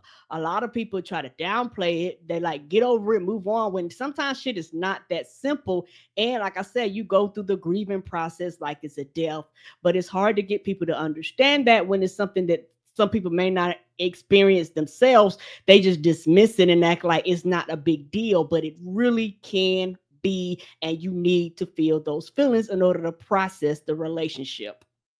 Some people are petty about breaking up with their romantic exes and stuff, but I'm petty like that about my friendship exes. You know, I go to places we used to hang out with new friends and I laugh in front of them and stuff. I'm like, oh my goodness, we are having fun at Dave and Buster's.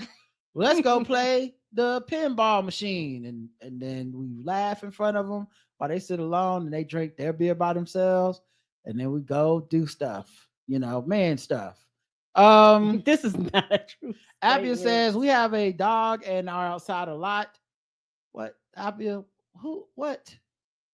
This is the first I've heard of it. All right. The dog also provides enough dirt to keep our immune system working. As I said in the previous comment, I prioritize outdoor time and spent at least 1.5 hours outside every day alone by walking the dog. I highly recommend it. It seems to help to keep the kids healthy. They are almost always healthy. And I, as a child, was inside a lot and also sick a lot. Talk about that balance and talk about it just being I know too what you're talking clean. about. Yeah. Player. Yep. Tommy D says, when I was learning how to drive last century, my mom Not last century. right. Hush, you're trying to make me feel old. My mom took me out once. We drove for less than 2 minutes. Then she started to freak out, screaming and grabbed the wheel. She almost made us crash while there were no other cars around us. She kept repeating, I can't do this. I can't do this. I just walked home. Talked to her later. She admitted she looked over and just saw me as a baby. Adorable little me in a diaper, reaching up for the steering wheel, not able to touch the pedals. Wasn't long till I got a driving teacher. This is one of many reasons why we need real driving teachers and not this app nonsense. Right. Because your mama crazy. Correct. Because you have a lot of parents, they can't handle that. Like they literally, they freak out, they panic, they do literally everything wrong because guess what? They're not driving teachers. Yeah, this happened to me once. I was driving and my mom was teaching me how to drive and she started screaming and acting hysterical. And I grabbed her by the shoulders and I smacked her 2 times. I said, get a hold of yourself, woman. And then from that point on, everything was fine. We know this statement is Evie not says, true because Roderick is actually breathing right here in front of my face right now. This is not a true statement at all. Fake news, sir. Evie says, I saw that TikTok of the women getting milk dumped on them. It happened in Australia, and apparently it was hot as fuck. So imagine how that milk must have smelled when it was poured on them. They have a nice picnic set up on a boat. It was ruined by those assholes, and the boy crying about his life being ruined was a real dick in the movie. A dictum movie. Was a real dictum move. A dictum is someone who does a dick move and then pretends to be a victim. Evie, bravo. That's brilliant. That's brilliant. I love that. Dictum. That is so true. AJ says, when I was learning how to drive over a decade ago, I had an instructor. One of my favorite experiences from that time was driving a Jaguar on the highway. At the completion of the program, I was driving with my mother. There was a challenge for me because we had a manual transmission car at the time, and I was stalling the vehicle because I couldn't get the timing right on the gear shift and clutch. I would rather have a licensed instructor than an app teach me how to drive because an app cannot prepare you for real life driving scenarios, and having an instructor that'll direct you sounds better. Well, I think the thing, AJ, is that they want to turn a person into an instructor. So they basically want like your mom to look in the app and use the app as the app is saying stop now. Okay, the app is saying 3-point turn, make sure to do this. And it's just like, obviously your instructor would be better, but I'm just pointing out that they're not expecting you to read the app or listen to the app and the app tell you literally how to drive. I just said I think people will do that. You know what I'm saying? Like, just, you got human beings. If they're not legally enforced to have a real driver in the car, somebody's going to be like, I can't afford a driver. Well, I don't have any friends. I'm just going to try to read the app as I learn to drive. Yeah, and cause more wrecks. And yeah, it's one of those things where like I said, maybe I'm old. I even think that's a bad idea because I can't speak for nobody else. My mom was terrible, and no, I think it's a bad idea too. yeah, and and not trying funny, the person would have to, I'll just say, be able to adapt into just to a smartphone. And if you're dealing with somebody older or somebody that don't know how to use the app or somebody that might close the app, like it's a lot more easier, quote unquote, said than done, type of thing. And like I said, maybe it's just me. I want somebody on the other side that has a brake and gas on their side of their car. So if I'm doing some shit or rolling out, they're gonna hit that brake and just force the car to stop on their own. I know that's right. All right. Bamil says this episode. Oh wait, then I did Bamil first. Okay, cool. All right, no comments on YouTube. The poll: would you go to the Gorilla Yarn Barman? Yes or no? Yes. Yes, as well for me. That sounds delightful, but only 30% of the audience agrees with our washed married asses.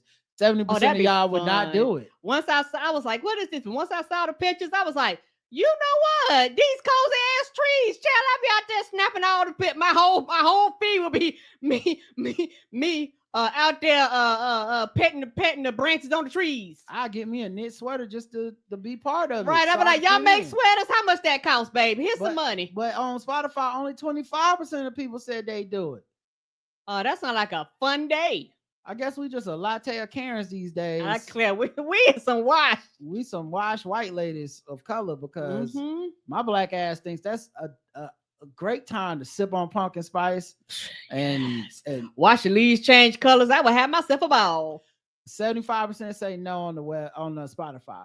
And then when it comes to the Q&A, it was First Cousins Coalition. Keenan says, when Karen was talking about when do the years start to fly off, I think it's having summer break in school. When you're working, there's no big thing to look forward to, more or less. Raphael I can see that. Raphael says, I hope that my voicemails on grief will make sense and not sound too rushed. Problem dealing with grief is not knowing, hence taking the opportunity to record stories when available. Well, we haven't heard it yet, so we don't know. Miss Barnes says, sounds like a porn title. The First Cousins Coalition do. They do. Sound like Bang Bros would drop that as a episode. Right. Team Skeet presents. Oh no! First Cousins Coalition. Step cousin. All right. We actually have a shit ton of voicemails, like 9 of them. I don't know how we had 0 last week and 9 this week. It makes no fucking sense. I guess everybody was like, we're making up for the week missed. Yeah, I guess so. Okay, I guess let's go then. But let me play some music because I'm gonna need to make money off these emails. Yeah.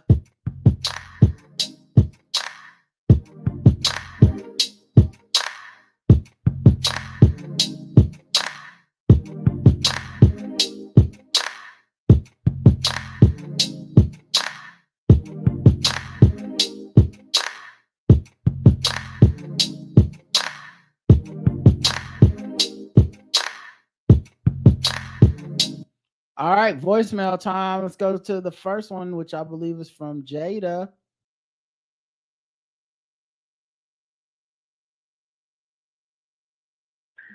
Hi, Rod and Karen. I don't know how to leave feedback for you guys on, so I'll leave it here.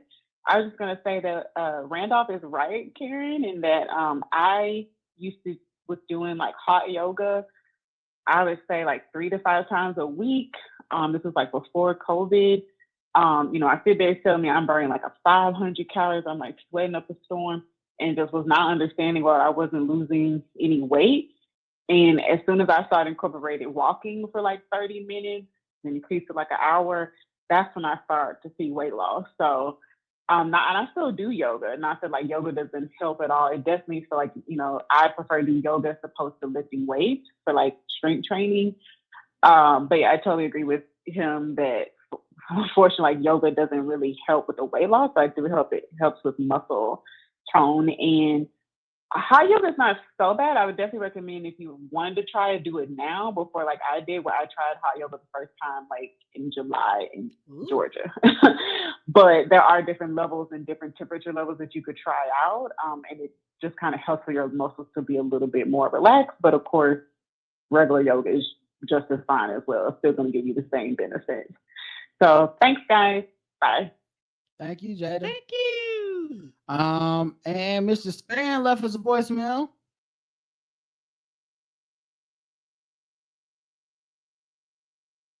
All right, take your time.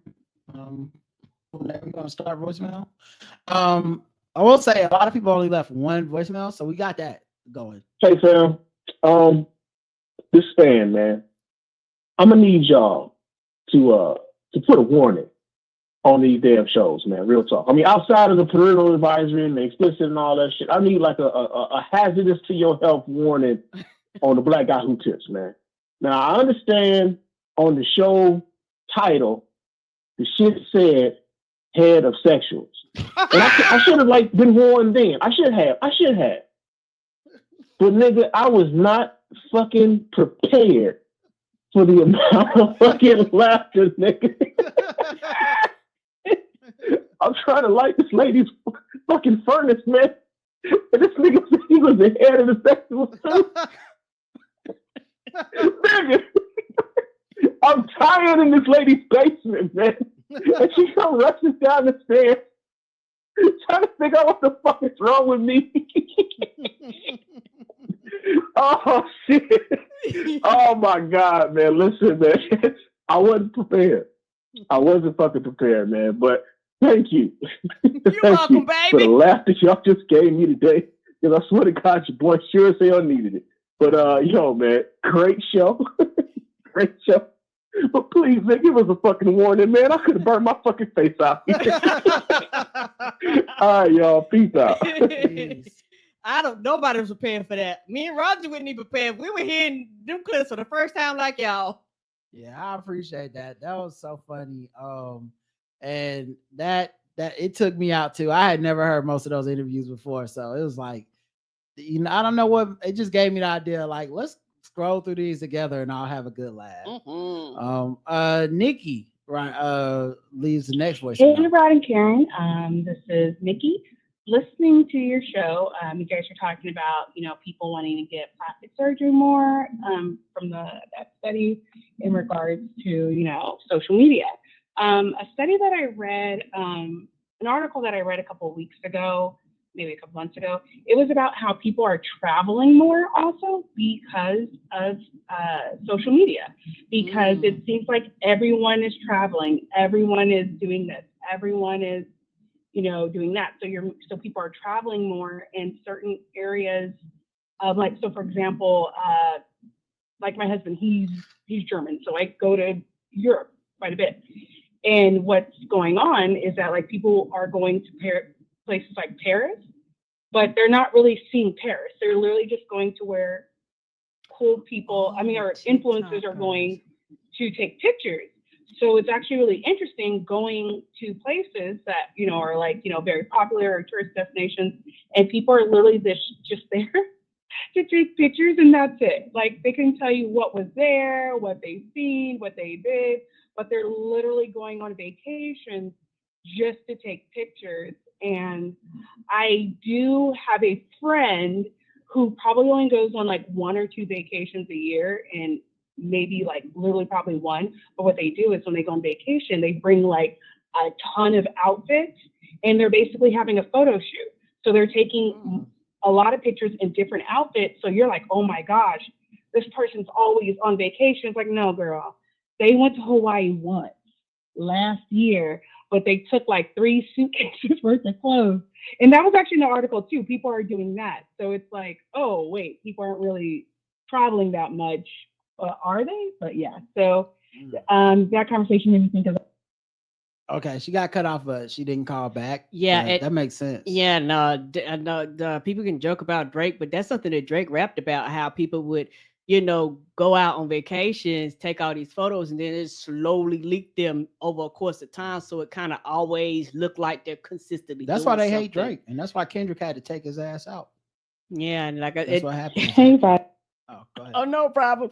And I could see that. I could see people, because there are some restaurants, even here in the city of Charlotte, I'll go see because I've seen them on TikTok and all that stuff. But it's one of those things, for me, when you kind of go out and go on vacations, You know, me and Raisha don't really like to go to like the trendy type of spot. So we would probably go off on the beaten path, the more local stuff anyway, just because this is how we tick. Sometimes we might go to somewhere that's kind of on there, but we like to go on like off hours and things like that. But yeah, it's amazing people spending money to go somewhere. Like I say, just take pictures and like you say, don't even understand what they are, why they're there, or any of that stuff, you know. But that's if that's what they want to do with their time and money, that's fine. But at least if I do something like that, I kind of want to know where I'm going, what the museum is, my purpose for being there, type of thing. Maybe because I'm old, I don't know, versus because anytime you do anything, you kind of quote unquote always doing it for the gram. But it's one of those things where I function a little differently than that. But I do understand that. Not me. I just want to go where Nick, Jew, and Charmaine went. I'm like, where they eat, where they put the beans on the toast. Let's go. I want to get on the tube. I want to see people smoking crack. Like, I want to live. Man, look, one of these days, I'm gonna go traveling with y'all. We gonna have a great time. Raphael left 2 voicemails. Hi, Rod and Karen. It's your boy Raphael.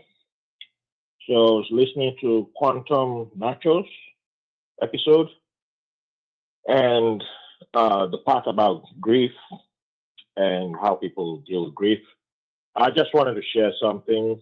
Last year, one of my friends who was a guest on my podcast told me something that I will later implement. So he was talking about elders in our lives and people who are our family members.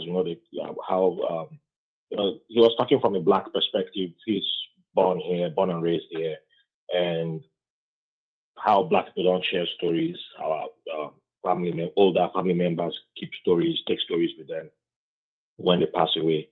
And he was like, interview your elders, whether for your podcast, if you have a podcast, or just interview them. That's how you can get some stories out of them before they pass away. So recently, my mom agreed to come on my podcast. She's 86 years old. And I knew some of our history. I knew some stuff because when I was a teenager, she had moved to the United States, and I was able to go through some of her private stuff that I wasn't supposed to back then. I was a teenager, but I might go into a second voicemail just because of this. So there were certain things that the older I got, I will understand why certain things happen. Our family history involves Ghana, Nigeria history that many of the population, including the person who wrote, doesn't know about the voting thing. There are things many people don't understand about both countries. In fact, the whole of Africa, we don't understand a lot of things. Like a whole lot of things that happen we don't understand, but it all ties to our histories, our families. So to wrap it up quickly, my mom has always been a big figure in the family, and I think most of us always thought she was born in Ghana, but she wasn't. She was born in Nigeria, moved to Ghana at an early age. Then I even thought my grandmother died in Ghana, but she didn't. My mom, I found out in the episode while my mom was talking to us. So from my mom talking to me, I found out that even there's a lot of grief that my mom carries. Like the person who I thought was our true love, I knew that person was Ghanaian, but it wasn't the person who I thought it was. But she had to lose that person because Ghana kicked out almost, I think about, give or take about 1 million Nigerians were evicted out of Ghana at one point in time, just I think 1969. And we've never dealt with that grief. And then Nigeria will eventually kick out almost 2 million Ghanaians. We've never dealt with that grief. And a lot of those people are now dying, including one of my uncles who I never had the chance to talk to him. And, so there's a lot of people who, I understand a lot of decisions they made later on in life. And it pains me how, the grandkids all brought the questions. I asked my mom. I couldn't even bring questions because I saw the questions the grandkids submitted, and I was just like, wow, I can't even create my own questions because they were so good. Because they don't know the person. They just know as this woman with this strong decision-making, strong opinions. And I'd be explaining sometimes that she used to do this and that back in the day. That they'd be like, So I had to let them submit the questions. I might have to interview her again. But so it was very interesting when you talked about grief. and I'm preparing for eventually when she passes. And so I just wanted to share that.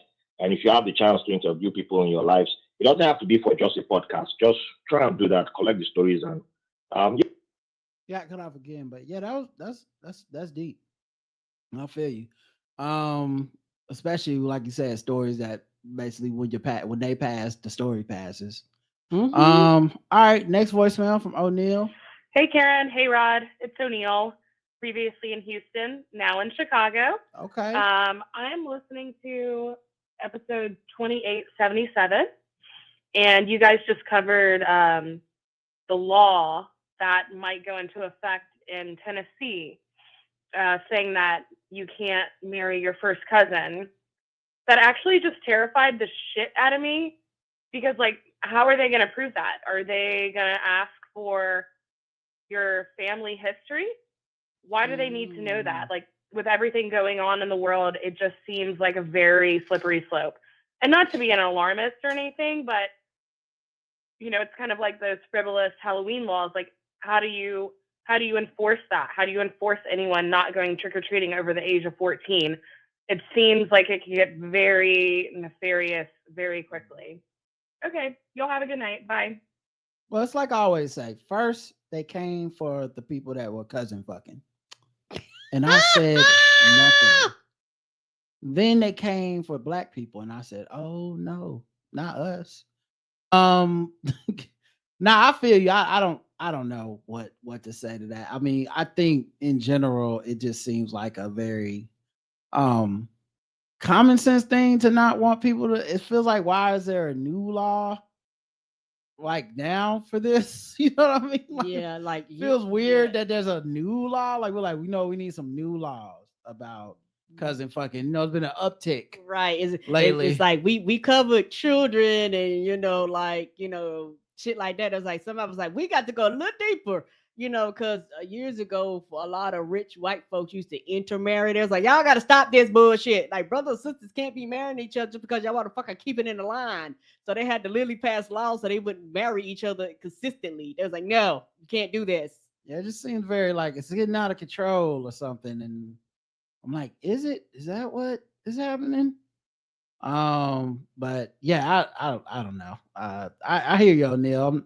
I'm not sure why Republicans keep trying to pass law. I mean, well, I guess it's bipartisan, but why they're worried about laws like this and not, shit that people are worried about? Because this isn't a big like thing amongst my friends where we're like, it's really got to stop. This cousin fucking. Right. It's getting out of control. They passed the law. They passed shit that nobody's asking for. I was at the movies the other day, and the amount of cousin fucking, I just was like, come on, guys. Come on. Right. And also to go back to the previous email when they were talking about like the history and things like that. Yeah, I think the history is really important to find out and ask questions and things like that. And a lot of this stuff you don't find out till somebody's died and everybody's sitting around and they had to repass. And that's when people start coming out with the stories, if they come out with them then. It's a lot of older people with a lot of grief, a lot of pain, a lot of shame, a lot of hurt. And sometimes it's hard to get them to pry and let you know these things, because sometimes people go, well, you don't know your history. It's like, no, because nobody actually talked about it. So sometimes I was excited when they ask you, do you have a family history of such and such? I'd be like, and I tell them, not to the best of my knowledge, because that is the truth. Because it might be somewhere down the ladder, but shit, nobody told me, so I don't know. Blue Wave Rider, let's go. Good morning, Rod and Karen. You know who it is, the Blue Wave Rider. This past Tuesday, I was defending democracy in the gerrymandered state of Ohio by serving as a poll worker during the election. And I wondered, had either of you ever worked the polls in North Carolina? It might make for a great couple of shows if you did that and then talked about your experience on the air. Till next time, have a good one. Bye. Thank you, man. That's a good idea. I've never personally worked the poll other than when I was in college to get through a couple of semesters. Because I really needed the money and I needed cash. No, not that type of different type of poll. A different type of poll. They talk about the voting polls, not the one where they egg in my face. Where they throw them dollar bills at your thumb. All right. Next voicemail. Sorry. Hey, what's going on, Rod and Karen? It's K-Time from St. Louis. Of course, still loving the show after all these years. just wanted to call in with a quick comment about Rod and his colonoscopy. I think everything went well from the pictures I saw on social media, so glad to hear that. Quick story on me, I actually had one about 2 years ago. I was only 39 years old, so I had to get in there early, but my dad, who I don't really have a relationship with, he had colon cancer in his 40s. So they suggest that anybody, you get it at least 10 years prior to the time, like your dad or, someone like that, really close blood relative have it. So I got one.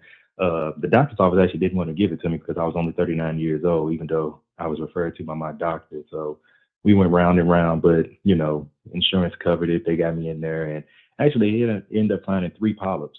So they took those out. They weren't cancers or anything. So, thank God for that. But just to all the, everybody out there, if you have a, relative, especially a parent that had colon cancer, please get screened 10 years before that time so you can try to make sure you're out here living your best life. And I will say also that year I got a vasectomy, and you would think that the vasectomy would be the much worse of the process, but it was actually colonoscopy, but it wasn't the actual procedure. It was the, like Rod's been kind of describing, the build up to it. Can't eat this, can't eat that medicine, that to clear your system out. And I remember I was playing with my daughter. I took the medicine, and then she was like, "Daddy, play with me, play with me."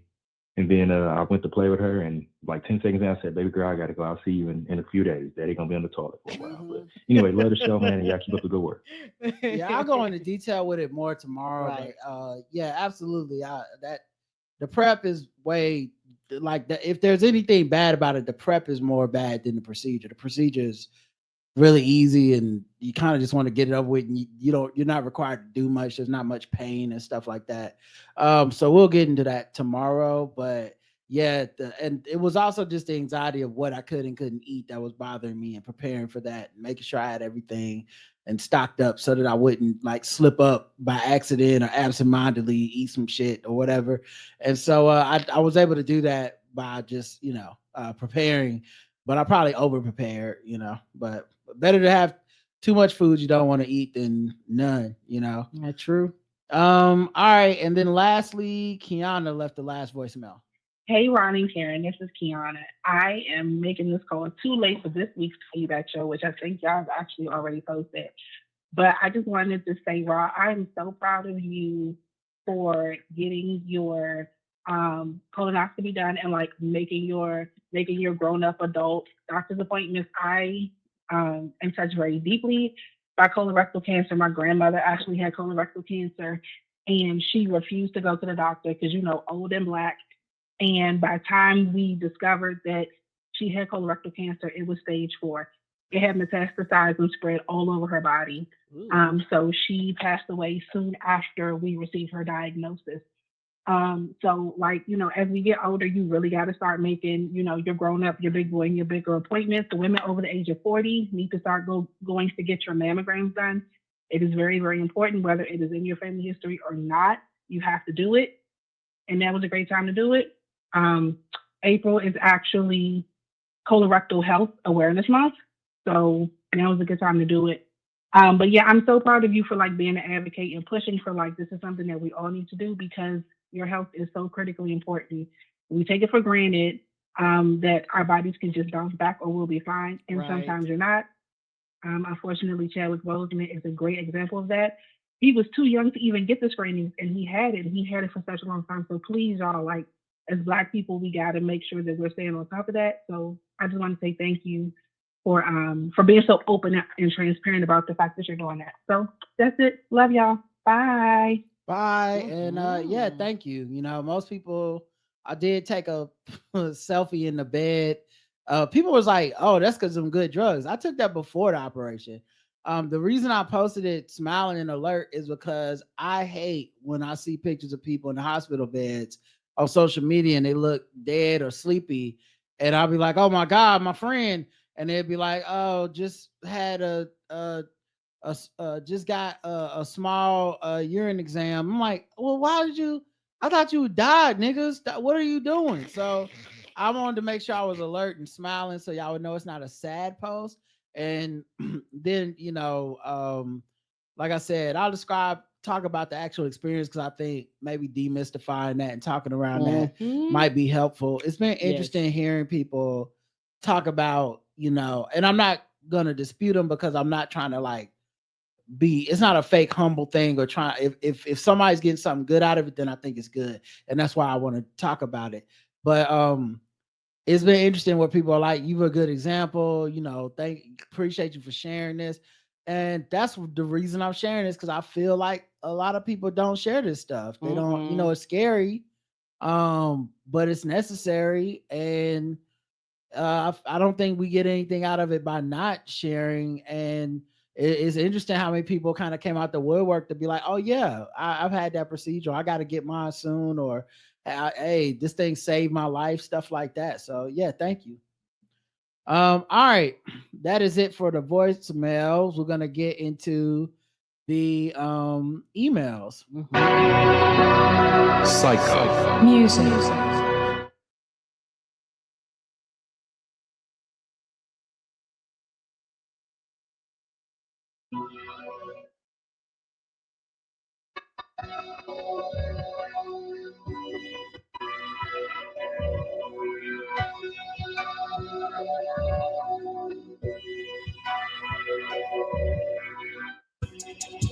All right. Concerts. Well, actually, I read this one. This is the one Linda said us about J-Lo and how she thought it could just be a J-Lo thing. And we read that article. Yeah, read it through the week. So yeah. She also said, totally want to weigh in on my experience too. For what it's worth, I also follow a lot of newer artists who don't really make much of a stream. And I also noticed they seem to be stretching themselves thin too and touring more often. But then canceling dates from illness or burnout, and it's got me worried about them. Doubly concerned since COVID still exists, and they also promote VIP and merch a whole lot too, probably to try to make more touring more profitable. So probably a lot of forces at work. For someone like J-Lo, she may hopefully have other better opportunities besides touring at this point. Thanks for sharing the article. Makes a lot of what I observed make sense. Yep. No problem. Andrick says, Rod, love the show. Been listening to you and caring for a few years. The upcharge for all drugs is bogus when the person that cuts them doesn't profit off of splitting the wing up. Where does the tip go? Come on, Andrew, you in on it too. Let's go. 4 more years. On the subject of Beyonce and the Cowboy Carter album, I thought it's cool that she's helping shed more light on the fact that Black people are into country music. When you said she might do a cover of Jolene on the album, it took me back to when I was a kid watching the Grand Ole Opry and Austin City Limits at my grandma's house. I actually like listening to Dolly Parton, Johnny Cash, George Strait, and Kenny Rogers. Granted, they're mainstream, but I knew their music. I'm also looking forward to hearing Dwayne Dopsy on the album for the Zydeco influence to Beyonce's Creole heritage. Anyway, y'all take care. And by the way, Bella Noche really is a death trap. Doesn't matter if anybody and their homegirls are upset because they can't go. Live down there. So Me either. Mary writes in, hi, Rod and Karen. Just an email to thank you for creating such a wonderful group of listeners and fans. When I got to you from Bomani, I already had a good group of friends and family, but who knew I was missing this community of people in the chat? I've now been listening for going on 9 years this summer, and on the highlights, one of the highlights of my week is being here during the live show when I get to be with my peeps and laugh and get mad and ask who all together. We all be lost. Though I don't see you all in real life, I do feel a type of connection that underlying all the fun is a feeling that we are similar minded and root for each other, even though we don't know each other. Anyway, this past weekend, Prof. Corey was here in LA to talk about the book she edited. We sat together during the 2018 The Blackout Tips live show, but hadn't seen each other since then, except for the chat. What a joyous reunion and the best hug. I'm attaching a photo. Anyway, I would never have met such a brilliant and dope person. Sorry, I said beautiful. I read beautiful. Y'all are beautiful people. So it just felt like it said beautiful. Beautiful and brilliant. It says brilliant. Brilliant and dope person such as Prof. Corey. If not for your podcast, I am for sure not that smart. LOL. So thanks for this beautiful community you have built. Truly a reflection of his host. The chat is a whole vibe. Love, Mary. And I'll show the chat the picture of them together. I saw this on social media already, but I know Prof. Corey is always like Fenty practice, So she had the Fenty working on them. Okay. Well, they say practice make perfect. Yes, all right. it does. Okay, I see it. The 10,000 hours has been put in. Oh, that's precious. Yeah, that's so dope. And it does. I love our It's fans. smart people to listen to us. All them degrees. Our fans are such a reflection of us, and it is always the most flattering compliment that we've ever been given for this show is y'all, and watching like how y'all move throughout the world and reflect on us when y'all meet up, the way y'all treat each other, the way y'all treat other people, the way our guests talk about how much y'all are like so awesome and when they do like stand up and stuff like that. The support is honestly truly the most humbling thing associated with our show. Nicole says the ones who live, Rod and Karen. First, Rod, I hope all went well with your procedure. It did. I'm good. Second, I was just clued in that Rick and Michonne Walking Dead spinoff, The Ones Who Live, has already aired 6 of the 4 episodes for the 6 episode part of that series. I ran over to AMC and binged all 4. I forgot how much I love them both. I may now need to go back and watch the season when they become a couple. I would love to hear your thoughts on their spinoff, maybe something behind the paywall as you did for Fear the Walking Dead, even during the pregame. Long time listener, but first time emailer, I think, Nicole. Yeah, I'm down to do it. Honestly, it's just we'll just have to find the time to do it. But and also I don't have AMC, the app. I've always watched it with just by recording AMC, and I didn't set it up to record this time because I was like, I'm done. But I love Walking Dead and I still love it. So maybe I'll find some way, or we'll find some way to talk about this on one of the shows. I don't know when, to be honest, but at some point, sure, because I do want to see that story for sure, especially that one in particular. Yes, but especially that one in particular. And I know Fear is over, like they finished that. Yeah, but we have those on the DVR. Yes, okay. Right. But we don't have the Michonne joint or like Daryl. No, we didn't get that one either. Or if they put out the Walking Dead City one with Negan and Maggie, I don't think we watched that either. Okay, yeah, if they did, we'll get them later on. Last one is a long one. This is from Dre, who says, "Sup, niggas." So the last time I wrote in was when I got engaged, and I'm sure you don't remember, but you read the email at the end of what ended up being like a 4-hour feedback episode. Let me tell you, the sigh you let out before you read that email because of the spacing almost gave me a complex so bad that when I composed this, I nearly made a Word document and double spaced it and wrote in the APA format. Look, niggas don't be having corporate jobs where we know the specific etiquette to send an email, so my bad. It's all good. You spaced this one out and it's fine. Like this, it just helps. It just when you see, and you wrote a lot, like you wrote a lot in this one too. But when you see a lot and there's no space, it's like how I'm supposed to stop. It's hard for your eyes to follow it. When can I comment? Yes, and the thing is, we don't mind it being long. It just needs to be spaced out. Well, Karen don't have to read it, so she can say that. Yes, I can. I mind them being long, but I forgive you if it's good.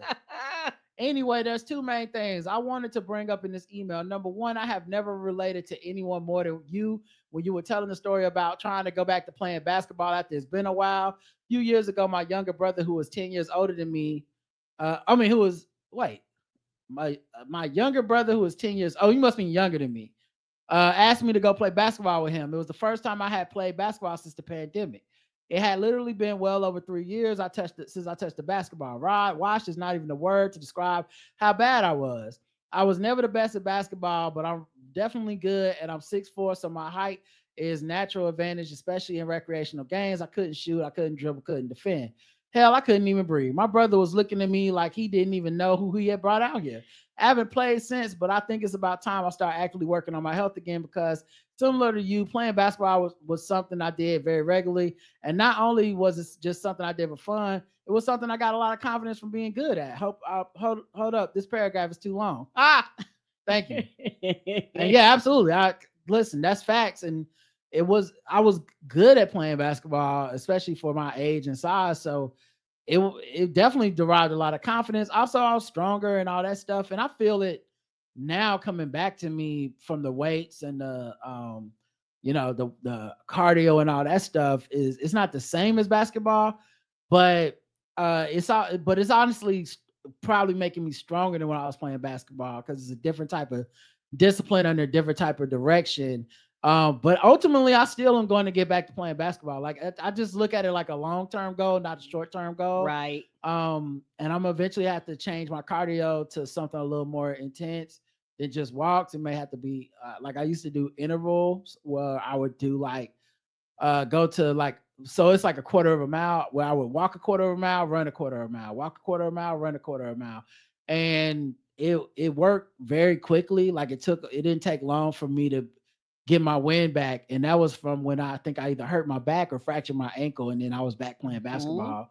But that's obviously, that was still a shorter break than the pandemic break, which was a couple years. Right. The good news is I've had periods in my life where I was going to the gym consistently, and that fitness absolutely impacted my game in a positive way. So I'm confident that once I work on my body, my game will return quickly, because your boy cannot go out like that. Running 3 red games for a grand total of 6 points that felt like 7,000 turnovers, all while allowing anyone who I was playing defense on to basically do whatever they wanted to me is not going to be how I go out, especially in front of my little brother. In truth, I'm hitting nothing but squats because after the last performance, the only option is to dunk on that little nigga. I'll be 34 on Wednesday, and I don't know if I've done the basketball since I was like 23, but now it's got to happen.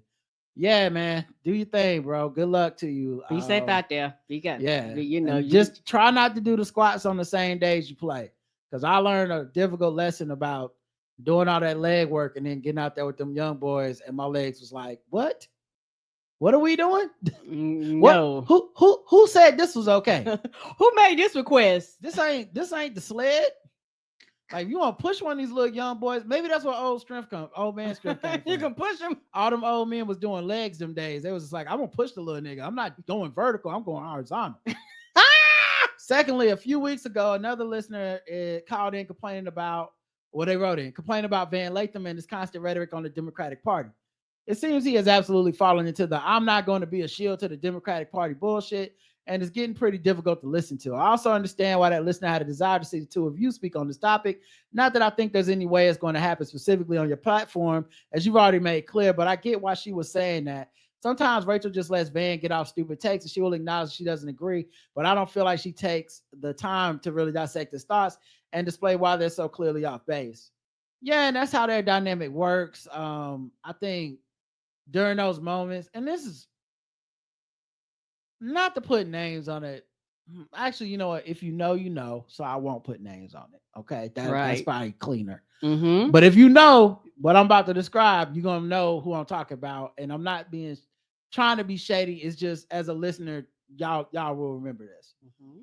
So I remember when Hillary was running, there was a podcaster that I really loved their podcast. I used to listen to it almost every day. And they kind of went off the deep end to me because I think they were living in a blue state. They were getting extremely progressive, like kudos and in circles of extremely liberal people. And they had like a whole campaign for a year of that podcast that was like, earn my vote or lose, something to that effect. And it was only aimed at Hillary and Democrats. And it didn't matter what you said about Trump. It didn't matter what you said about Republicans. And many of the earn my vote or lose points were points she couldn't address or change. It was literally like nothing you can do about it without a time machine. Like, hey, you said super predators. It's like, okay, but this other dude wanted the exonerated 5 arrested for a crime they didn't commit. Put out a whole fucking newspaper article. And it's like, well, whatever, like who cares, basically. And this went on for, when I say a year, at least a year. And there were Black women on the podcast that were brought on for this guy's podcast. And these Black women were brilliant and exceptional and smart and pragmatic and extremely community minded. These were people that you look up to, that you go, that person's about the community. That person's work is about making us better people. And so you bring these women on here for their brilliant expertise, and you told us that they're brilliant and smart and all this stuff. And I'm listening to them. And to a woman, pretty much the entire year, Black women on the show were like, hey, we got to buckle down and vote for Hillary, though. And this guy was like, nah, earn my vote or lose, earn my vote or lose. And I think during that year, I listened to a lot of people kind of write the show off as it got worse and worse, to be like, oh, I don't listen to it anymore. And a lot of them were black women who thought that was a like safe space. But just because someone's not necessarily calling somebody a bitch, it doesn't necessarily mean the space is safe for folks. Because they start being like, but I feel very strongly the other way, and like my life is on the line, and that's not a consideration for you at all. You just kind of like, fuck it, whatever. And eventually, of course, we know what happened. Trump won, but the podcast also dissolved. And that podcast dissolved because at the end of the day, those black women were in tears when Trump won. And you're sitting next to a person that has essentially helped facilitate that in the space, or did not care that much about that in the space they were in. Not enough to actually go out and do the thing that would have kept Trump out of office, right? And the show couldn't continue anymore because they had hit an impasse. So what I mean to say is, like, no matter how woke and brilliant a black man can be, it's the same ego that can sit across from every black woman telling them the opposite for over a year and be like, it doesn't matter what you're saying. There's something about my ego and my point of view that's stronger than that. And I'm not saying Van Lathan's not going to vote. I think he said ultimately he'll vote for Biden and all that stuff. But what I'm saying is the reason Rachel is letting him go and letting it, because she can't change his mind, which is why I said it's not really the kind of thing for me to be like, oh yeah, I need to get over there and talk to that brother. If she can't change his mind and she the fucking co-host he's supposed to respect, I can't change his mind. This is just his mind is made up. He's friends with Charlemagne. Like, this is the point of view that he has. No one's gonna disprove it to him, and just the same way no one's gonna disprove to me that we should be enthusiastic and that Biden's doing a good job. It's just, you just have to let it go. And so that's, ultimately where I'm at, where I wouldn't want to, I'm not saying I wouldn't want to go on the show. I wouldn't want to go on the show to talk about this because I don't think it's going to be fruitful. Like, I'd rather go on your show and we talk about some bullshit, talk about sports or something, talk about movies. It'll be more fun to me than sitting over there with him generally talking in platitudes and non-specific things and talking about feelings and me having to sit there and be like, I disagree. What else do you want me to say? I've had those same feelings and arrived at a different conclusion. Sometimes it's all just gonna happen. Mm-hmm. And at this end of the day, I don't think a person like that's the enemy, because he's gonna end up voting for Biden, even if ego-wise it sounds like he's providing himself some space so that he can be like, but I was never with this shit. Like, you need a little bit of idealistic space, I guess, to make that work. The straw that broke the camel's back for me was when I was listening last week, and this man literally said Joe Biden was a strong supporter of auto workers when they went on strike, when he's literally the only U.S. president that ever walked a picket line. Y'all, I was literally in my car yelling to the radio like this nigga could hear me. Hold up, let me break this up. Thank you. For me, I started listening to Higher Learning during the pandemic or shortly after. And initially, I love Van's takes on just about everything, but now there's clearly been some shift.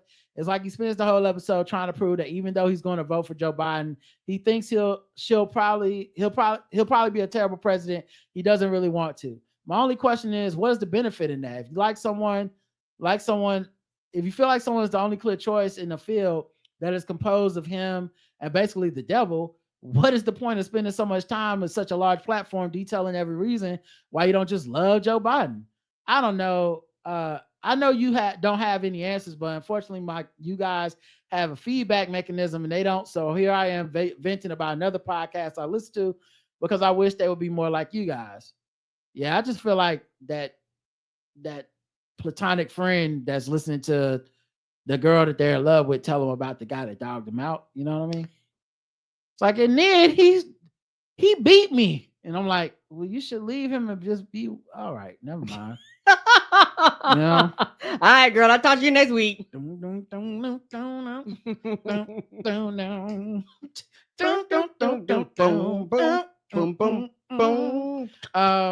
I think that's why people who listen to your podcast and his want to see you talk. It's like we're all hoping you could talk some sense to him so we could keep enjoying the show like we used to. You just got to either let it go or get used to it. I'm like, I don't listen to that show in general. I gave it a shot. I got some friends that listen to it that told me to check it out. And I also found that to be a bridge too far. I don't think that makes anybody a bad person. It's just, maybe when the election's over, I could go back to listening or something. It's just right now, it's election season. Motherfuckers are super on that shit. Motherfuckers are super on this, earn my vote or lose thing. I think a lot of black men are trying to do that, even if there's not a I shouldn't say a lot of black men, because that's not true. I think there's prominent voices that are black men that are very loud, really loud about this whole fuck Joe Biden, or it ain't, folded arms type thing. And they feel like they got the privilege to do that. That's on them. I just don't want to be a show that promotes that. I actually think factually he's doing a good job, and I don't need to lie or make shit up about the auto workers or something like that. I get my information from sources that I feel are vetted, and not just, I don't pal around in right-wing circles. I don't feel like I need to take in their information. I don't platform Candace Owens so she can get a new gig. I don't do that shit. So I feel like maybe we just live in two different circles. So I don't even feel the need to go in there. But ultimately, I agree with your opinion that just as you have taken time to form your own opinions, he is likely as well. So a conversation between you two will ultimately to make a genuine change in this new path he seems to be going on.